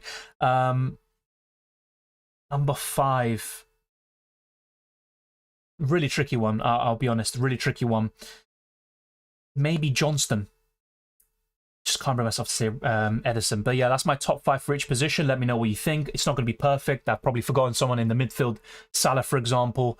And look, even Rashford and Martinelli are still good options. But yeah, that's my kind of top 5 in each position right now. You think Sterling may get past penalties? It's a real strange one. Something made me think Haaland would miss that pen. Yeah, his run-up, I don't know. It was a bit weird, but I still thought he'd score. It was a bit shocking to see him miss. Sterling, I remember, missed a penalty against Brighton a year or 2 ago for City, I think it was. Maybe 2-3 years ago. I'm not so sure if Sterling gets penalties. I think it'd be Jackson. Yeah, Awani, yeah, I think he's a really good player at the moment in the forward line. You can't really look past him. Not for me, Azar. He's done really well, but I remember 2 years ago, he had an incredible start to the season, first 3 game weeks. I was talking about buying him, and he ended up being awful, you know, for a period of 15, 16 game weeks, basically. So, look, he can, you know, prove me wrong, but I just don't see it. I'd rather go for Ward-Prowse or Bowen to cover West Ham. Watkins to Jackson is good. From a fixtures perspective, yes, but I still like Watkins. I think he ticks along nicely. He's very consistent, and I believe he will outscore Jackson quite comfortably by the end of the season. Of course, you're probably going to look to wildcard between game week 8 and, let's say, 12. So you don't need someone for the rest of the season, but I still like Watkins, and there might be bigger priorities elsewhere. I would go for Bowen, but not for a hit. Yeah, I agree. I like Bowen a lot for game week 4. I think he's a great purchase. I just don't like him after. I'm looking at West Ham this game week. Yeah, that's completely understandable, and I'd say Ward-Prowse and Bowen are your 2 top shouts there. Romero yet to commit a foul this season. That is surprising, of course. But he's always on the edge. You look at a foul he made or a challenge he made against Bournemouth, and I saw some people, you know, calling for a yellow or red. Look, with Romero, I still think the yellows and reds will come, especially the yellows, and the fouls almost certainly will. Welcome, Dan. Martinelli, Rashford to Sterling, Maddison, or Foden for a -4. I would personally go for Maddison and Sterling. I like Foden still, don't get me wrong, and he is a hold in my transfer tips video. But for me, Mbeumo, Maddison, then Sterling are 3 priorities in the midfield. Welcome, Ty. Long time no see, as you say. Azar says, remove Martinelli and Rashford, bring in Bowen or Ward-Prowse. If I had to pick, it'd be Bowen for the highest ceiling. I still prefer Mbeumo, Maddison, Sterling over the West Ham assets, but they're good purchases, I think, for Game Week 4. It's a game I just think we don't have always to follow the template. Of course, and it's kind of boring if everyone does the same thing. Even, you know, the moves I just mentioned, you know, bringing in Sterling, Maddison, and Mbeumo, a lot of people are doing it, but sometimes it's about the combination, and are you taking a hit? You know, what are your future transfer plans? And, you know, there's always going to be risk involved, no matter what you do. But, yeah, I think this week I'm really open to an aggressive move, which is about time, because I've just been captaining Haaland and going for a really template team, which is very boring. I won't talk about it too much, Adil, because we have covered it already, and also I want to leave it for the team selection video. But one really big possibility is to sell Rashford, Martinelli, and Matoma for Sterling, Maddison, and Mbeumo for a -4 hit. The big priorities for me are Mbeumo and Maddison. And maybe Foden or Maddison. I'd go for Maddison personally there, Azar. Yeah, Sanchez is good as well. Hasn't really made too many saves yet, and I don't trust Chelsea enough defensively. I think they'll concede to Forest, but yeah, Chilwell for me is enough cover for them defensively. You've also got Gusto as a 4.1 million defender. Sefa says, what should I do with Foden? I brought him in for Salah -4, got lucky with the assist points off the bench. I'd hold Foden for now. Yeah, Alisson.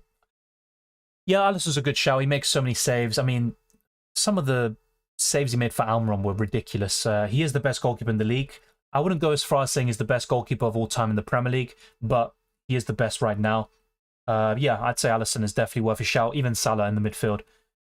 That boy says, I have a Stupinian, Gabriel, Young, Kabore. Is it worth a -4 hit for Gavadio or Doggy for either Gabriel or Young?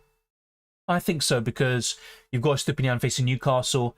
Only Chilwell looks really good this week. Gabriel, 50-50, and even if he starts, United will probably score. Young and Kabore, you just wouldn't trust them. So in this case, I think a hit is worth it. And I would prioritize Gavadio, but I do like Udogi as well. Thank you, Milner. Maddison or Mbeumo? Mbeumo for me, but I like Maddison still. Wissa or Watkins on a wild card? On a wild card, I would go for Wissa, but I wouldn't necessarily sell Watkins with a free transfer. Start Trippier or Stupinian. I'd go for Stupinian. Really close one, though. I personally think Mbeumo's a sell in Game Week 5, arguably the worst fixtures from an attacking perspective before Game Week 9. Newcastle away, United away, Forest away, who have an amazing home clean sheet record. That's a good shout. Maybe I'm wrong about Mbeumo, but I'm still looking to bring him in. It might be a bit too, short-term of a move. And look, the alternative could be to get Wissa in the attack. So it's a good way of looking at it. I still think Mbeumo will tick along nicely in that fixture run. And you say United away, I don't think that's a bad fixture necessarily for attackers right now. I contemplate getting Sterling and Gusto for the triple up on Chelsea. I mean, it paid off really well against Luton Town at home. Will that be the case in the weeks to come? Maybe. And I would say a double up looks really good, but I think Luton Town just look really awful at the moment, and it could be a case of Luton Town being that bad rather than Chelsea suddenly being amazing. Do you think Onana and Areola are good rotation? Yeah, I'd say so. Another good rotation is Vicario and Flecken, but you are spending 9.5 million on goalkeepers there. But yeah, I think that's just about fine. You'd still play Onana more often than not. It's difficult to answer that because everyone will have different goals, and it's not all about rank. Obviously, you'd want to do as well as possible, but let's say 500k for a first-time starter. That's fine, considering you're getting used to the game. You might have made some big mistakes when you're starting out, you're experimenting. So it's really relative. If you finish top 100k, I think that's really good, especially for a newcomer. Martinelli to Sterling, Gordon, Bowen. I wouldn't go for Gordon just yet, despite a good performance against Liverpool. I don't know why he was subbed off. I'd go for Sterling there. Who to sell for Mbeumo? Let me just get this question up again. Says Dar Bilal. I'd sell Rashford. I think it will come good, and there will be some big returns to come, but I don't like the double up in United offensively. I don't follow the template on my second team, which just has religious names. Fair enough. I mean, it's good to not just follow the template. It's boring. Look, the template has done well so far this season. I am 300k. I'll be honest, even when I built my team, I wasn't looking at other teams and just, saying, oh, let me follow the template and have a good start. I just built a team that I thought was, the optimum for Game Week 1, and unfortunately, it's a really template team. A lot of people have gone for it, and that's just the way it goes. But I want to go a bit different and make some aggressive moves, and it could be as early as this week. Welcome, Deadly, for you too. Likewise, hope you're well too. Gabriel, Gavadiol, and Akanji or Saliba, then Martinelli, Maddison, and Rashford for Mbeumo for a -4. I would do Gabriel to Gavadiol / Akanji. It could be any one of those. Akanji was very unfortunate, to miss out this weekend. As for Martinelli, I would go to Maddison. Yes, I think that's the way to go. I don't mind the -4. So if the -4 includes all three of those moves, I would do it. If I had to kind of prioritize one move over the other, it would be Martinelli to Maddison over Rashford to Mbeumo. Diaby is really flying under the radar, the best differential round in my opinion. Yeah, that is true. Very unlucky not to return in Game Weeks 2 and also in the Conference League qualifier. Yeah, he's just looking really impressive, and obviously showed what he could do in Game Week 1, and he's not looking back now. And that performance against Burnley will certainly catch a lot of people's attention. Yeah, 6.5 million, around that price, I can only see Mbeumo being better at the moment. If you had to sell 2 out of 3, Eze, Rashford, Martinelli, who would you sell? Great question. You know what? Probably Eze and Martinelli. I'm not a big fan of doubling up on United offensively, and that's why I want to get rid, but yeah, probably those two. Yeah, Diaby is definitely worth getting in. Despite the fixtures not being the greatest, I think Diaby's a great acquisition. Probably the second best Aston Villa asset behind Watkins, although you could make a case that Watkins is, kind of slowly going down the pecking order there. Yeah, I think a lot of us will be removing Martinelli this week. It's a bit of a shame because he was actually quite low owned. He was always around 16% ownership, but it just hasn't worked out so far. 2 out of Diaz, Maddison, Sterling. I would go for Maddison and Sterling just for the fixtures. If it wasn't for the fixtures being that good, I think Diaz is better than Sterling. Start Turner over Onana. Yeah, that's a good point. I am considering it. I'm not really a big fan of my goalkeepers this week. I will reassess it, of course, but at the moment I'm going for Onana. Mitoma for Sterling for a -4 hit. Yep, I'd do it. Thinking about an aggressive move. Sell Salah and Diaby for Sterling and Maddison. Put me at Saka, Diaz and Mbumo, Sterling and Maddison. I like the moves. You know, the transfers in are great. Selling Salah in any given game week, especially for here, is always risky. I ultimately think I would sell him if I had him. But it's really close. It's almost 50-50 pretty much. So it is definitely risky, of course. You said it yourself, but probably do it. Game week 4 wildcard looks good. Depends on the team. I'd still be quite happy to hold off because, you know, I'm looking at my own 50-man squad, and yes, you know, it's been a good start, could have been better, but for just a -4 hit, you know, I'd be very happy with my team in Game Week 4, and then I'm well set up until Game Week 8, so I don't really think I need to wildcard. Yes, it could be good, but you also only have 3 game weeks worth of information. I would start Saka over Alvarez. I know Alvarez scored, he scored a screamer against Fulham last time out at Craven Cottage, but I'd go for Saka. Is Son or Maddison on Spurs pens? I believe it's Heung-min Son. Yeah, I think it's Heung-min Son. Correct me if I'm wrong, of course. It will be between those two and Richarlison, and I believe it will be Heung-min Son on pens. I removed Bruno Fernandes from Mbeumo this week and lost. Should I go back to Fernandes? Not this week. Mbeumo faces Bournemouth. Don't sell Mbeumo when he's facing Bournemouth. Doku at 6.5 million could be one to watch, but not right now for me. We talk about City rotation and Pep Roulette. I think Doku is certainly one to avoid for now. Look, of course, play it your way, and if you want to go for Doku, go for it. I think it'll be an exciting player, but Diaby and Mbumo, you know, they're not the highest owned players, and I think they'll outscore Doku quite comfortably. Yeah, I completely agree, Sefer, and I'm looking to do it this week. I think there might be the odd occasion where he does, but generally speaking, you are correct. Alex says, I have Martinelli, Rashford, Bruno, Saka, and Mbumo. Plan is Game Week 4, Martinelli to Eze. Game Week 5, and Mbumo to Maddison. United have a good run of home fixtures between 5 to 8, so looking to keep both attackers. That's a fair shout, and, you know, might sound stupid, but I might just keep both Rashford and Fernandes to hopefully jinx them. But yeah, that's actually a really good plan, you know, looking beyond this week and kind of having a more open-minded perspective. I think your plan is very sound. Foden blocked Diaby coming off my bench. At least he got something, but that is frustrating, of course. Thank you, Cricket. Appreciate the commitment. Took some time to figure out much to either Diaby, Eze, Maddison, or Sterling. It is certainly as tricky. I personally would put Maddison first, Sterling second, Diaby third, and Eze fourth, with fixtures in mind. Of course, if you say, well, if you're talking about fixtures, Sterling surely has to be first. That could be correct, but I still think Maddison is a better FPL asset right now. Is it bold to captain Saka? I mean, Saka has been decent so far. Against Fulham, I think he was quite poor. Set up the Andres Pereira goal. Obviously scored a penalty, but from open play, I don't think he had a great performance. I think against Palace, he was alright. 6-7 out of 10 performance, but never looked like scoring or assisting. And as for Game Week 1, I think he was pretty good, actually. Not a great start to the season for Saka, but he's done pretty well, all things considered.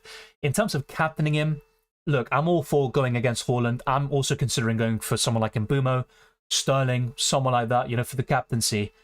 I don't think I'd captain Saka at home to United. He's got a good record against the Red Devils. I think he's scored in his last 3 or 4 appearances against them. I just don't think his ceiling is high enough to go against Haaland or to go for him over another good differential who has a high ceiling, in my opinion. Replacement for Gabriel. Chilwell is the standout, of course, but apart from him, I would say Gavadio or tricky one. It might sound crazy, but I am warming up to a doggy. I think he's a good option at the moment. He should be back this weekend. But yeah, I'd say Gavadio for me. Martinelli needs Jesus, literally. Yeah, that's one way of looking at it, but I also think it's a formation thing, and I think it's the way Arteta's structuring the team. You even look at Saka, and he looked much better once White was shifted to the right-back position because White overlaps. Partey doesn't do that when he's playing as the right-back. He's inverting into the midfield, so it's really a difficult one at the moment, and I think Arsenal are getting things wrong with the team selection, with the tactical setup from the beginning. Same says 620k rank so far. I mean, that's decent, you know, it's a good start to the season. Any differential tips? I'd possibly consider captaining someone like Sterling, Mbumo, or even a Jarrod Bowen this week. I would definitely wouldn't rule that out. I think trimming down your Arsenal Man United assets is a fair play. It's not going to be the most differential thing, but if you think about the general FPL managers, you know, a lot of people will still have Rashford. It will still be 30% ownership at least. Fernandes will still be owned by 15-20%. Saka will be owned by half the game. And Martinelli is actually quite a differential in the grand scheme of things. But yeah, I think in terms of differential tips, I'd consider captaining one of those players I mentioned. And also, I'd look to maybe diversify your midfield and go for Sterling, Mbeumo and Maddison. Fahi says, I think Wildcard best left until after international break. That's a great point. And also, I would rather have more weeks worth of data and information, more time to make observations. I don't like wildcarding after just 3 game weeks. Of course, everyone's different, but if you can help it, try to save the wildcard for later. Everyone is all over Maddison. Just think Tottenham will go back to old Tottenham once fixtures start turning. You could be right, of course, and that's the problem with only 3 game weeks worth of data. I don't think Spurs will win every game and Maddison will haul every single time. But I like the way he's playing, and Maddison, or should I say Spurs, are playing a really attacking brand of football which suits him. So if we actually take a look, Spurs are 3rd in the fixture ticker up until game week 9. So you look at fixtures like Burnley away, Sheffield United at home, Luton Town away, and Fulham at home. I think they're fantastic games. Of course, you look at those 2 games in 6 and 7, Arsenal away and Liverpool at home. You'd expect Spurs to struggle in those games, and I'm personally, you know, backing them to drop points there. But I still think Maddison can tick along nicely, and more importantly, in those easier games before and afterwards, I think is a great option. Thoughts on Ward-Prowse? I like him a lot for game week 4, and also game week 7, I think it is, but you've got Man City and Liverpool in game weeks 5 and 6. That's awful, quite frankly, and I wouldn't look to buy him in. If you have him, definitely enjoy his points in game week 4, but I think there are better midfielders to buy right now. Yeah, sure, Sanas, maybe not right now, but I'd look to rate it later on after the stream has finished. And I also encourage any of you as well, if you want to continue the conversation after the stream is over, you've got the Discord server in the description below. You've got my Twitter and Instagram too. You can pop me a message there as well, or send a public message on Twitter. By all means, I will be ready to respond to as many of you as possible. Abraham says, I'm using a wild card. Which is better, Diaby, Isak, Alvarez, or Bruno, Watkins, Archer, or Semenyo?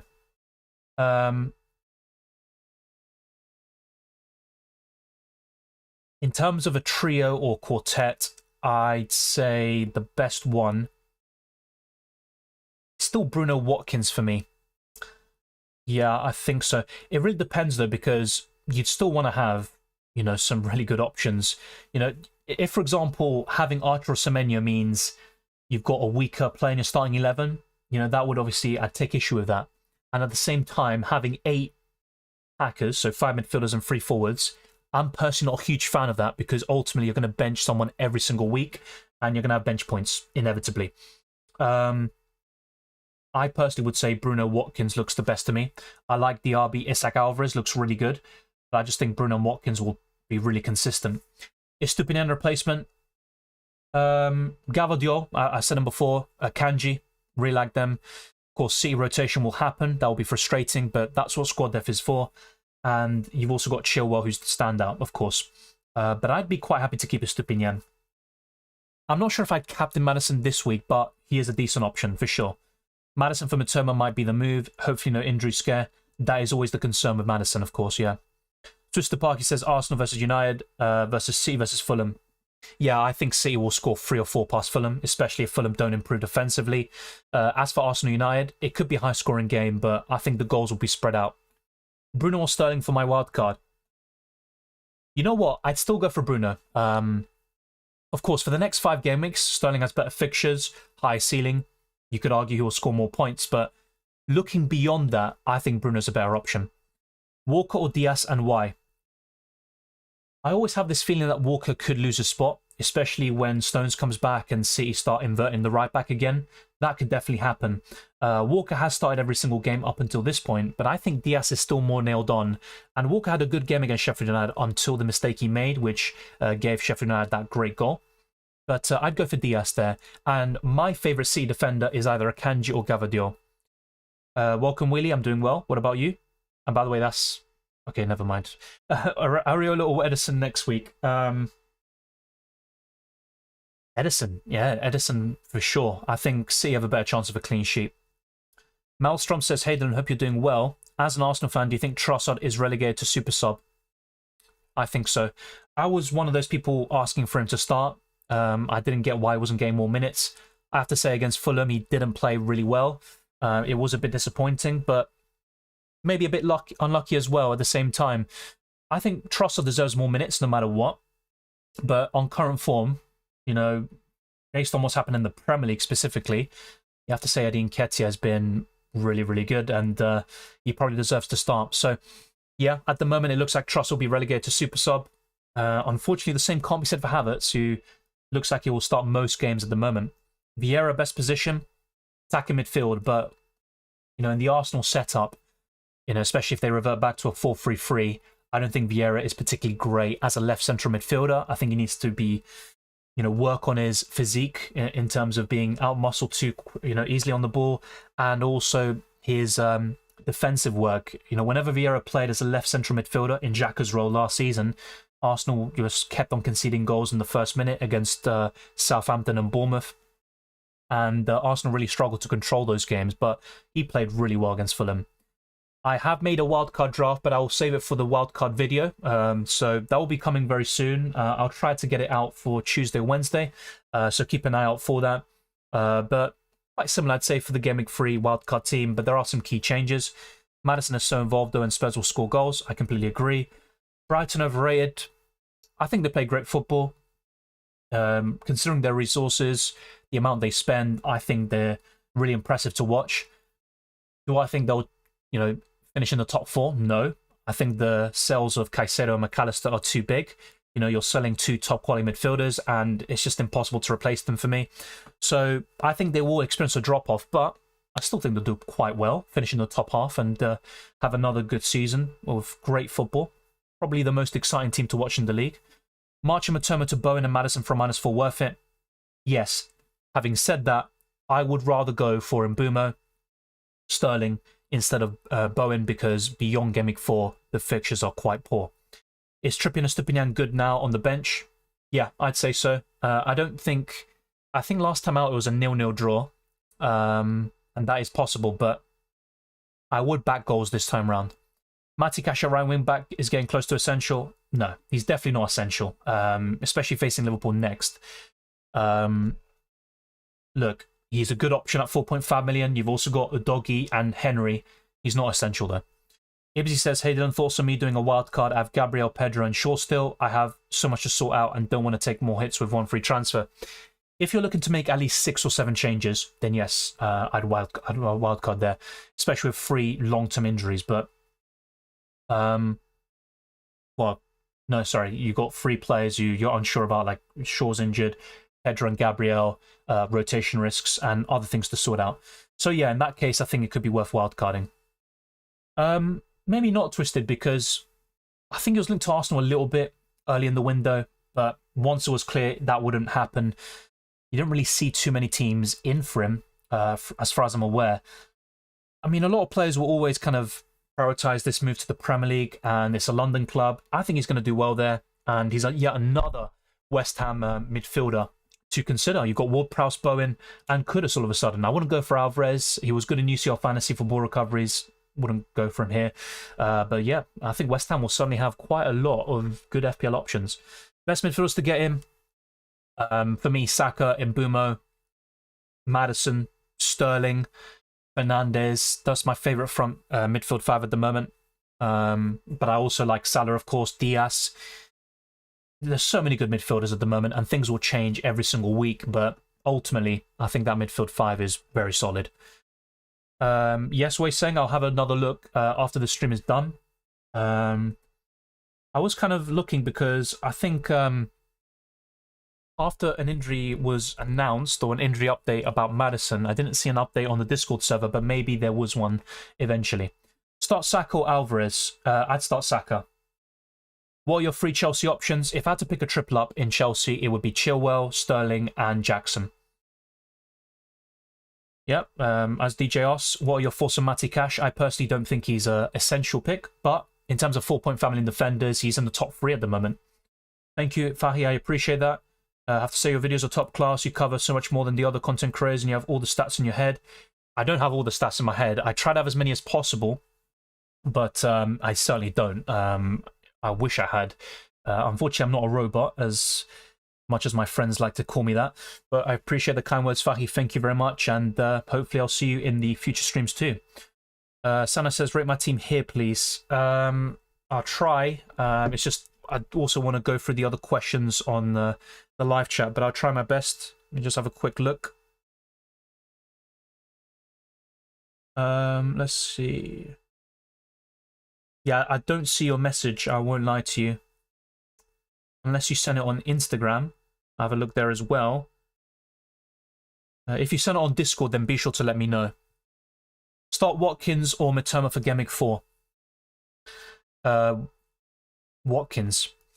Marcus Silva is serving a touchline ban. Oh, yeah, that's a good point. So is Guardiola, though, if you want to spin it that way. But it won't affect City too much, I assure you. I'm worried about selling Rashford. If Partey plays right back, yeah, that is a good point. I think Arteta will finally revert back to what was working last season. If he doesn't, I mean, you even saw the goal that Rashford scored against Arsenal at the Emirates in January, and Rashford turned Partey and scored a great goal. So that's a really good point. Of course, we don't know that at this point, and Arsenal are kind of confusing everybody at the moment. Chris El Famoso, welcome. Gone Eze to Maddison, -4 Fernandes to Sterling. I think that hit is a really good one this week, but I still like having one United midfielder beyond this week, and I think Fernandes is a better long-term option than Sterling. So because of that, I'd probably say no.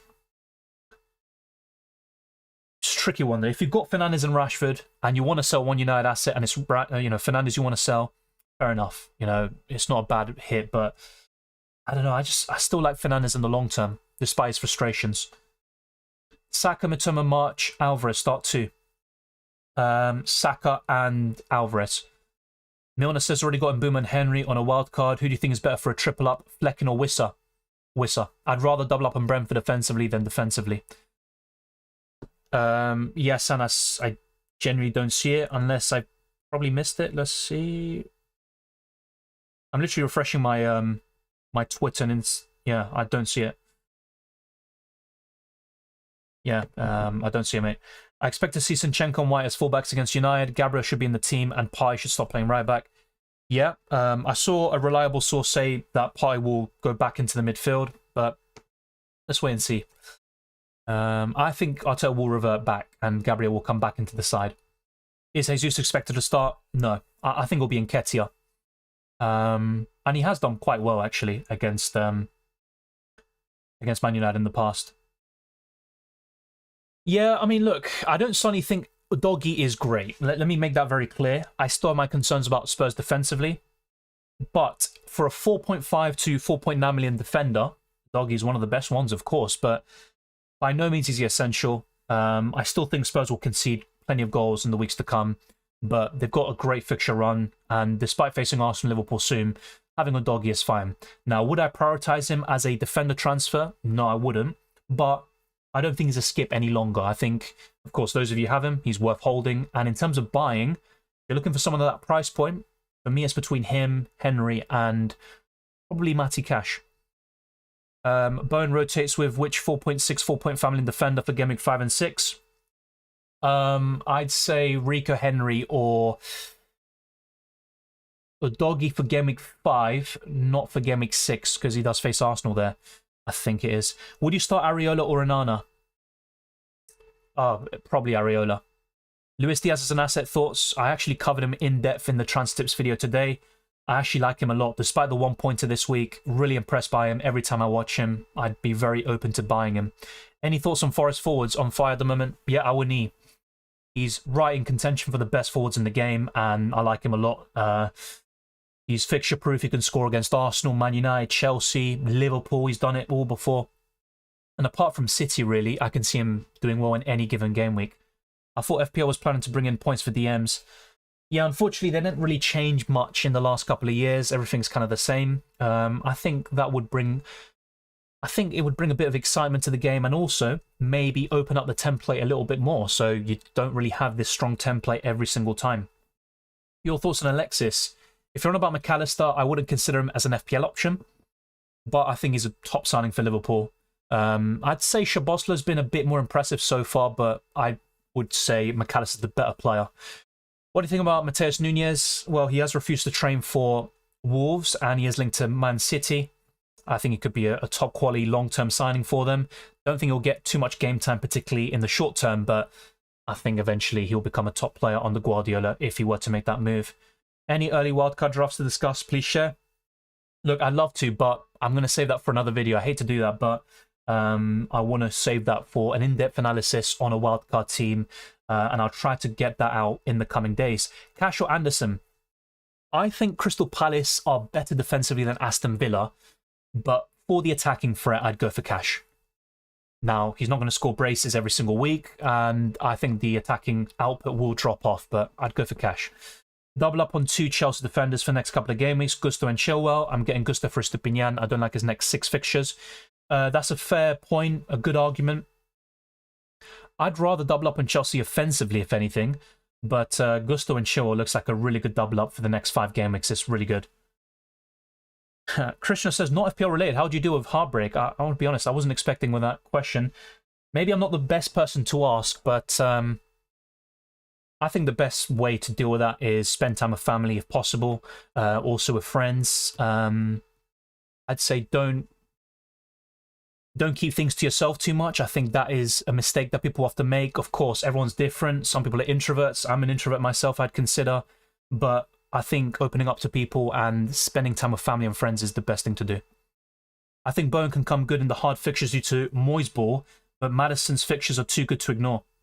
No, that's a fair point. I think Maddison is still my preference because of the fixtures. I think Spurs are a better team than West Ham, and I'm really excited by Postecoglou's style of play at the moment, and Maddison I would consider as a better player than Bowen. Now, as an FPL asset, I think it's neck and neck, but with everything else in mind, I'd go for Maddison.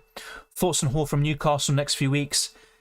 I'd rather go for... I still prefer Harvey Barnes in the midfield for Newcastle, but more importantly, Isak for me is the best Newcastle asset at the moment. So I think Hall could become an option in the weeks to come, but I think he's kind of more of a long-term signing, and he might not get a consistent run of starts just yet. Let's see. So Sanas, I'm looking now at my messages, but not too sure.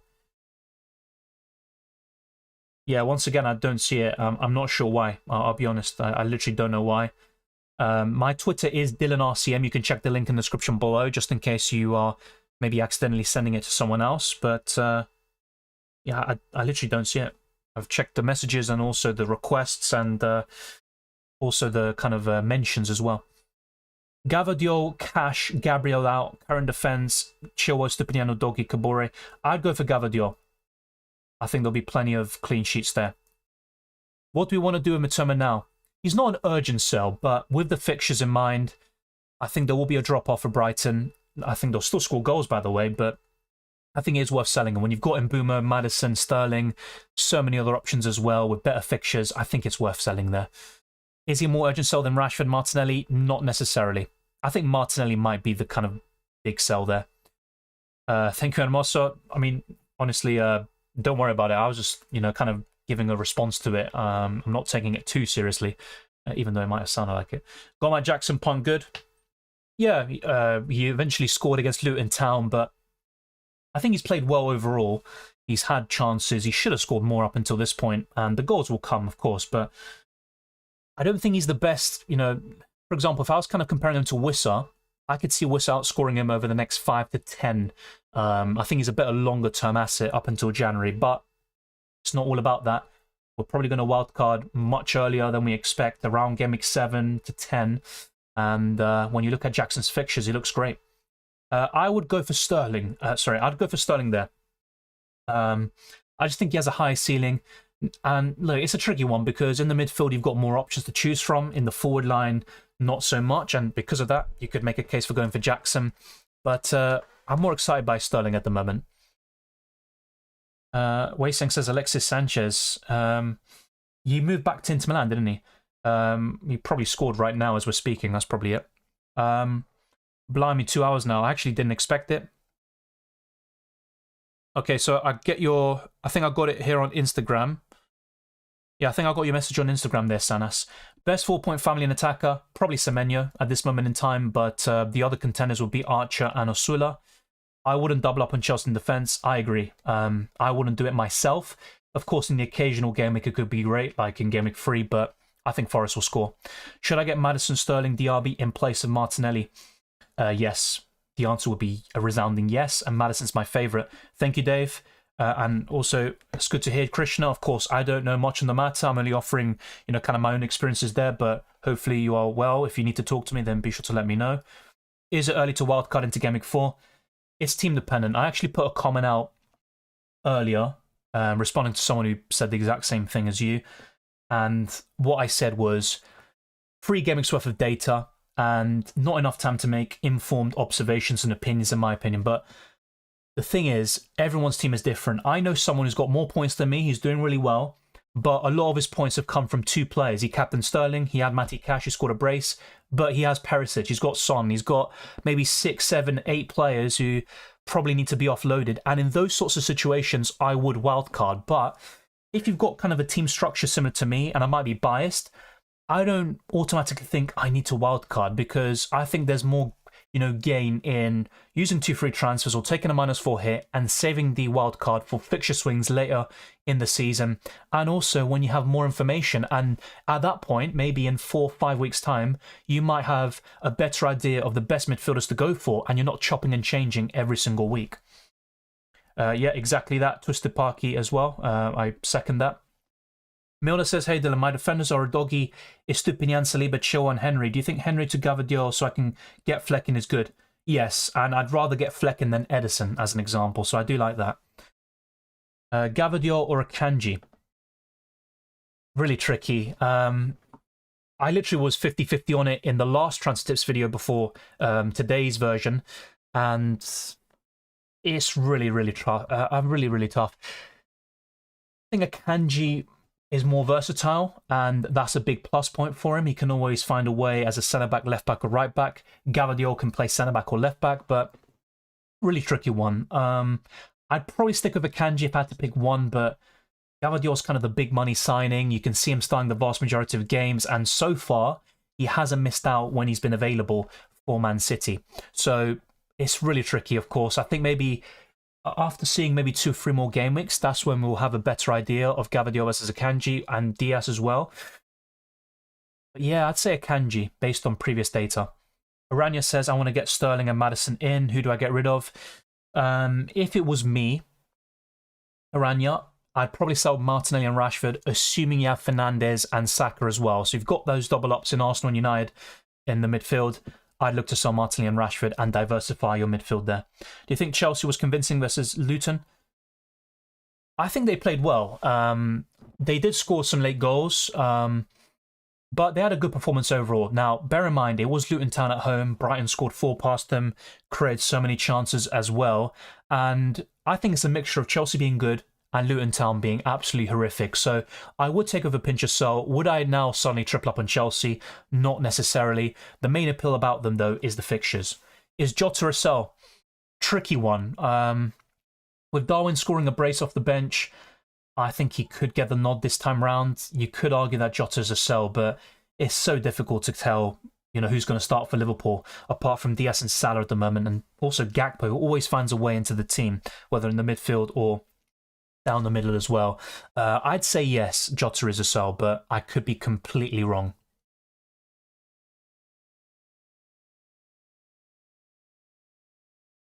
Best captaincy options this game week. I'd say Haaland, Mbeumo, Sterling.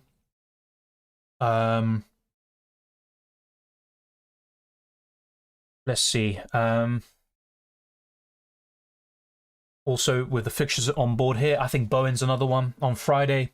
I'd say Foden could be a nice one if he starts against Fulham. Yeah, and Mbeumo Wissa, I like a lot against Bournemouth. I'd avoid the Arsenal Man United game. If I had to pick one player from that game, it's probably Saka, but I wouldn't go there. Salah is still always a good option, even against an informed Villa. But yeah, for me, the main options are Haaland, Mbeumo, Wissa, Foden. and Sterling. I think those are the best options this week, and I can't forget Jared Bowen as well against Luton Town away from home. In Mbeumo versus Sterling versus Maddison, former Mitoma -4. I'd personally go for Mbeumo, but you can make a case for any single one of them. And actually, I'm looking to bring in all three at the same time. I mean, what's your thoughts about Alexis Sanchez as an Arsenal fan? I didn't like the way he left the club, but he was terrific when he was here. Obviously, a big part in winning it was 2 FA Cups with him, a few Community Shields as well. Probably deserved kind of a title challenge, really, apart from 2016. Yeah, I think he was really good. In terms of goals and assists, he was one of the best players in the 2010s decade, and he was electrifying. On his day, he could turn up against absolutely anybody, and he was the most exciting player to watch. My favourite player in that time period, though, was Santi Cazorla, because I just love those technicians in the midfield, two-footed, can get out of any tight situation, but Sanchez was a close second, probably. Foden or Maddison? I'd say Maddison, but I really like Foden, especially this week if he starts. I think Højlund has a really good chance of featuring against Arsenal. That was the latest I heard from a Man United journalist. I'm not sure if it was Sam Lockhurst. I don't want to misquote him or someone like that, but I think he has a chance of being in the squad against Arsenal, and it wouldn't surprise me if he scored his first goal against them. Should I do Martinelli to Sterling? Yes, I'd do that. What formation was Liverpool playing when Van Dijk went off? I'll be honest, I only watched highlights for that game. I wouldn't be able to tell you, so I'll try to watch more in-depth highlights and maybe even try to rewatch the game, and then I'll give you a better answer there. Start Baldock at home against Everton. I have Chilwell, Colwill, Estupiñán in defence right now. Honestly, I'd probably go for Chilwell, Estupiñán. I can see what you're doing there, because I think Chelsea will concede, but I still think they have a better chance of keeping a clean sheet than Sheffield United. In his prime, Alexis Sanchez would walk into FPL teams, definitely, especially if he was priced between 9 to 10 million. Martinelli to Diaby, Sterling. I like Diaby a lot. That's another great shout, but I'd probably go for Sterling because of fixtures. I like Saliba to Gvardiol, but I'd rather prioritise Martinelli to Sterling. Should I keep and bench Estupiñán or sell him for my wildcard? If I was wildcarding, I would be tempted to take him out. The thing is, Estupiñán is such a good option. He's fixture proof, and I could see him still producing some good returns over the next 5 or 6. Second Chelsea defender or Estupiñán versus Newcastle this week? I'd go for Estupiñán versus Newcastle. Coffee or tea? That's a great question. Can I say both? I tend to drink more tea, if I'm being honest, but if it's like really hot or warm, I like to have an iced latte over an iced tea. But yeah, I don't know. I mean, based on how much I've kind of drank both, I'd say tea. Should I do Martinelli to Sterling? Yes, I'd say yes. Starting Baldock or Estupiñán? Estupiñán. What should simulation channel be used for? Well, I think I saw someone like, I think it was Lager who said he likes to use the simulation bot, which does bring up like simulations of games. So I think that's what it is. So it kind of uses the algorithm to, produce a simulation for a certain game where they might not be sure of the result or, which assets are good. Look, in the end, I'm going to be experimenting because some channels ultimately might not be used that much. And as a result, I might just delete them anyway. And there might be some channels that need to be created, and I'm all ears there in terms of feedback. Welcome, Ken. Hi, Dylan. Have 2 free transfers. Is it worth rolling one to cover injuries after international break? That is a very good shout. I do like that thought process. Yeah, I think it's worth considering that, holding off and having more information, and then ultimately bringing in, having 2 free transfers for Gameweek 5. But look, if you're in a situation where you have 3-4 players you want to sell, I'd still encourage those people to use 2 free transfers, but it's all team dependent, I think, and what you raise is a very good point. Had Cash on my bench. I feel for you. I know someone in my mini league who had him, and he jumped right up to first because of Cash. How about Ozil?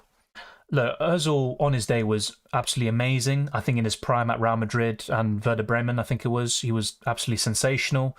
In the World Cup for Germany in 2010, even 2014, integral part to their success.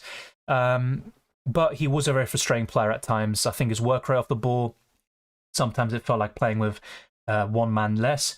You can even say that about Messi, for example, but the amount of stuff Messi offers you, ultimately compensates for his lack of work rate at times for Barcelona. So, look, with Ozil, terrific player, a joy to watch, but he was very frustrating at the same time. Lux says, out of Rashford, Saka, and Mbeumo, Diaby, Eze, who would you sell for Maddison? Great question. It would be Rashford. Will Akanji start this time round? I think so. Is it a good idea to swap Almiron to Ruben Dias in my fantasy or Stones? And the Champions League starts soon. Yeah, Nestor, if you actually check out my recent UCL fantasy video released yesterday, the league code is on the video and also in the description. I can't remember off the top of my head, but you can easily find it. And I'll probably put some more posts just so people can find it. But I have also put a community post with the channel, on the channel, sorry, with the link and also the league code. In terms of the question you asked, I think it is a good idea. I'd rather have Ruben Dias or a Man City defender instead of Almiron. John Stones is still an injury doubt, so I'd just rather go for Akanji or Gavadio. Gabriel for who? I'd say Chilwell or Gavadio / Akanji. Aranya says I've got Mitoma, Saka, Rashford and Bruno. So Mitoma, Saka, Gabby, Rashford and Bruno as my mids. Rashford to Maddison, Gabby to Sterling, and Mitoma to Mbeumo. I'm literally considering the exact same moves, Aranya, so that does give you an indication in terms of how highly I rate those transfers. Is it worth it for Game Week 4? Absolutely. Any other options instead of Mbeumo? Yes, there are, such as Diaby. He is facing Liverpool though, but he is another option to consider. And I also like a few other midfielders. But yeah, I'd probably go for those three. I think that's the way I'd go. Martinelli to Mbeumo, Sterling to or Maddison. I'd probably go for Mbeumo, just because I've been more keen on him since the beginning, even in pre-season. But honestly, all three of them are great. You know, you could flip a coin, get any of them, and you'll do well. But Mbeumo for me. Opinions on Isak? He's not a forward I'd look to buy in, but if I had him, I'd probably look to hold him. And of course, there's doubts about rotation, especially when the Champions League comes along next month. And you've also got the possibility of him being shifted to the left wing, not being on penalties when Wilson's on the pitch, but he is a good option. Want to join Poch barbecue party? That's looking good. No. I do like Argentinian asados barbecues, but not with Chelsea involved, sorry. Will Akanji start this time? Yes. If I join a mini league now, do I start on 0 points? No. The way I've got the mini league set up is, you know, if you join now, the points you've accumulated, you know, up until the point you join the league, they all count. So that's all good. Yeah, I like Podolski as well. His prime was actually in the mid-2000s to late 2000s. So before he joined Arsenal, like between 2006 to 2008. At that point, he was regarded as a top quality world-class forward. Welcome, Milner. With the help of your stream, this is my wildcard team. Haaland, Wissa, Bruno, Sterling, Maddison, Saka, Mbeumo, Udogi, Gavadio, Chilwell, Bench, Flecking, Estupinian, Saliba, and Awani. That's a really good squad. And actually, bit of a spoiler alert, it's really close to what my wildcard squad for Game Week 4 will be like in the video. So there's not really much I would change. I'll just be a bit careful about 8 attackers, of course. As much as I like Awani, I still prefer... well, you've already got Wissa. I still prefer Jackson as an example up front, but really, really good squad. I wouldn't change much, if anything. What do you think about Van Persie? He's actually one of my favourite players growing up. Obviously, the way he left Arsenal, it is justified. You know, the lack of ambition at Arsenal at the time. And Man United were the kind of go-to team in England when he joined. But as a player, you know, top quality, you know, I think he's one of the best forwards in Premier League history. He had that flair for a player that tall, great on the ball, a fantastic strike on him. His volleys were amazing. Yeah, I liked him a lot. I really did. Yeah, I think, look, if he was in the Premier League right now, I think he's the best striker. I think he's better than Haaland. You know, of course, Haaland's a better goal scorer. But for me, Van Persie just had more to his game. Thank you, Suki. I appreciate it. Bench Watkins or Diaby versus Paul? Probably Watkins at the moment. You know, I think the way Liverpool play, I think Diaby could do really well in the counter-attack. I have only one midfielder from Arsenal, Man United. Should I be worried? No. I'm looking to get rid of Arsenal, Man United midfielders, to be fair. What game week should I consider Awani, do you think? If we're looking at a specific game week, then I would look at... maybe game week 9 when he faces Luton Town at home. And if we actually have a look at the fixtures on screen. So as you can see, look, game weeks 5 to 9, some really good fixtures to be fair. Yeah, I'd say after the Chelsea away fixture, Burnley at home looks great. You can bench him for Man City. You could even start him against Brentford, Palace, Luton. So yeah, I'd say probably game week 5 actually. That would be my answer. The fixtures aren't great overall though. That would be my my take on it. Let's see. We'll finish up here with these last questions. Delhi4U2 says, change Gabriel to Saliba Gavadio. I'd go for Gavadio. Martinelli to Madison. Yeah, I like that. And Rashford to Mbumo also looks great. And I'd do it for a -4. Thank you, Gina. I think it is Johnson. Thank you very much. I definitely disagree there. And a lot of people will say, well, he sounds British. He's British. Whatever. You do you. But I appreciate the kind words. Mecca says, I only have one midfielder from Arsenal and Man U. Oh, yeah, sorry, I just covered that. Odegaard to James Ward-Prowse for a -4 or play a back four with double Chelsea defence. I'd play a back four with double Chelsea defence, but honestly, I'd be open to starting Odegaard against United. Anthony scored debut goal against Arsenal. Yeah, exactly. And Arsenal have a history of a player breaking a long, let's say goal drought or scoring the first ever goal or a milestone goal. It's always Arsenal, it seems like. So, yeah, if Højlund starts, I would back him to get a goal, actually. Also, the Chelsea triple up, I think it is overkill. If you're asking me right now, I think it is. If they do really well against Forest, who have been decent so far this season, then, of course, I'd definitely be much more keen on it. I think a double up is probably best. A triple up isn't bad, let me put it that way, with the fixtures coming up. But let's say, for example, going for double up in Chelsea defence against Forest, I'm just not really seeing a clean sheet there. Also, the Jackson Sterling double up, I like it. It's not my favourite. I think Mbumo Wissa's probably my preference, but yeah, you should still expect goals from them, returns with the next 5 fixtures in mind. Rooney or Aguero? That is a fantastic question. Okay, I think Aguero's a better goal scorer, but Rooney is the better overall player. And of course, as an Argentine, of course, I'm not maybe the biggest fan of Man United, but I think Rooney was, absolutely sensational. And Aguero was too, of course he was, but I just think Rooney at his peak is probably a top 5 Premier League player, maybe even higher. I think Rooney can play centre mid, left wing, attacking midfielder, striker. He played everywhere, and I think at one point he was basically on painkillers, playing every single game for Man United, playing for injury. So probably Rooney. I have to remove one, Edison, Gavadio, Foden, Haaland for my wildcard. It'd be Edison. I'm captaining Bowen next week. I don't mind that at all. He's in my top 5 or 6 captaincy options. I actually don't wasting. I don't barbecue that often. When I go Argentina, yeah, maybe, or if I go with friends, but very rare, I'd say. Wouldn't recommend wildcard before international break unless you really need to. I agree.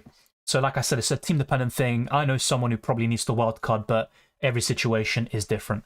Thinking to sell Gabriel, but who should I bring in? I'd still go for Gavadio, but Udogie, I have to say, I'm probably wrong about him. I talked about skipping him in Game Week 2, and I'm liking the look of him and Spurs defensively, but still have my concerns about them in the defence. I'd go for Maddison over Bowen. Better fixtures longer term, and I think Maddison will outscore him. Tempted to bench Rashford and play 4-4-2. Thoughts?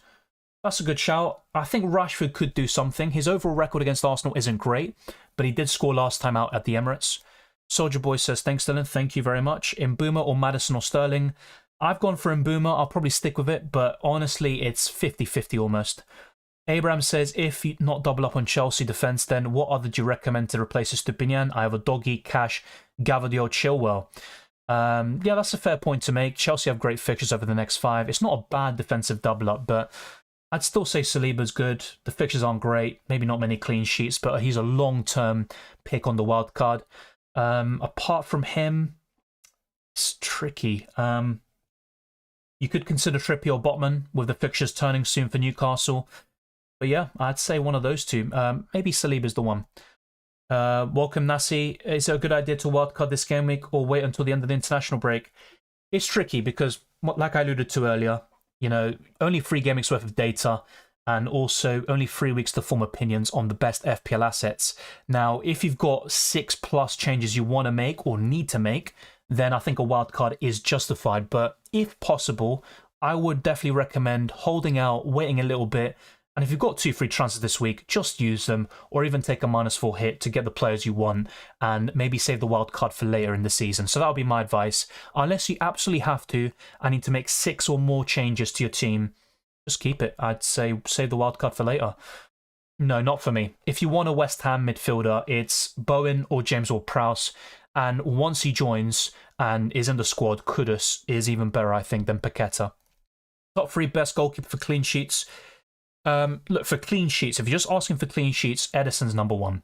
The reason why I don't recommend him much in FPL is because he doesn't make many saves, and when he doesn't keep a clean sheet, like in Gameweek 3, he just gives you a 1 or 2 pointer. So Ederson for clean sheets, and then I'd say really tricky in terms of who's going to keep the second most clean sheets this season. I'd say Onana, probably still up there, and probably Alisson. The doggy over Stupinian start? Yes. Best goalkeeper in Prem ever?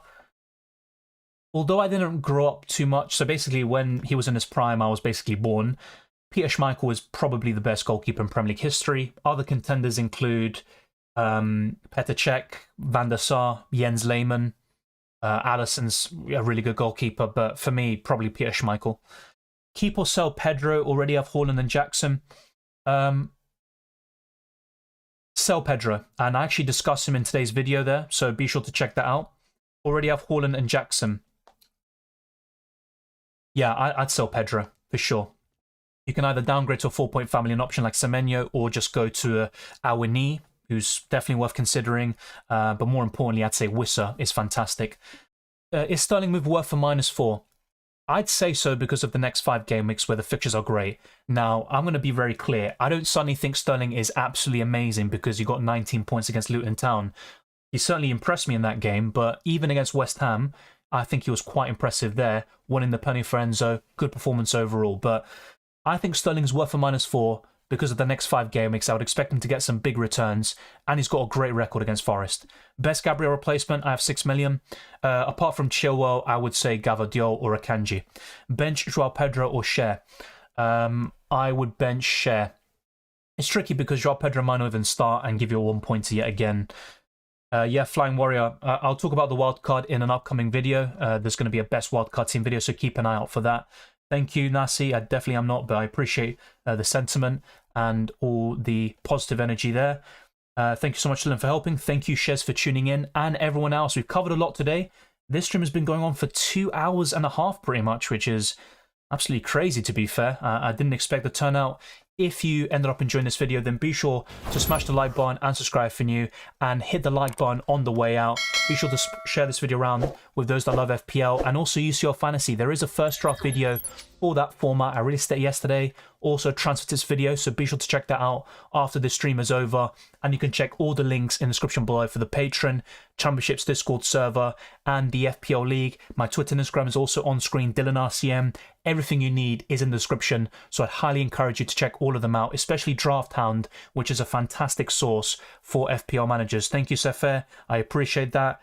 And also NH, I'll see you very soon. Thank you, Skygirl. Thank you for staying on so long. Will you be doing UCL drafts?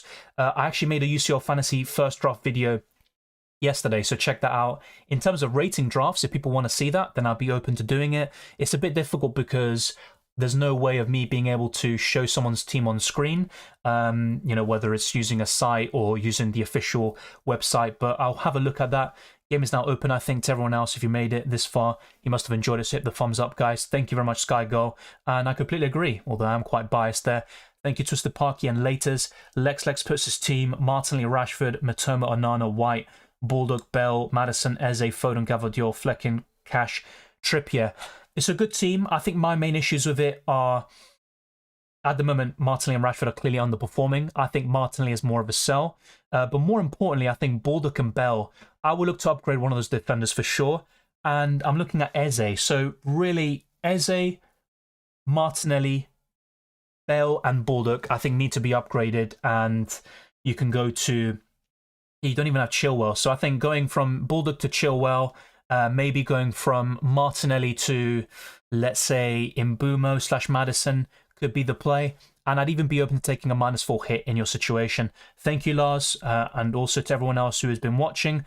Lex is a wildcard team. Yeah, it's good. I have to say it's a good wildcard team, but I would change those 4.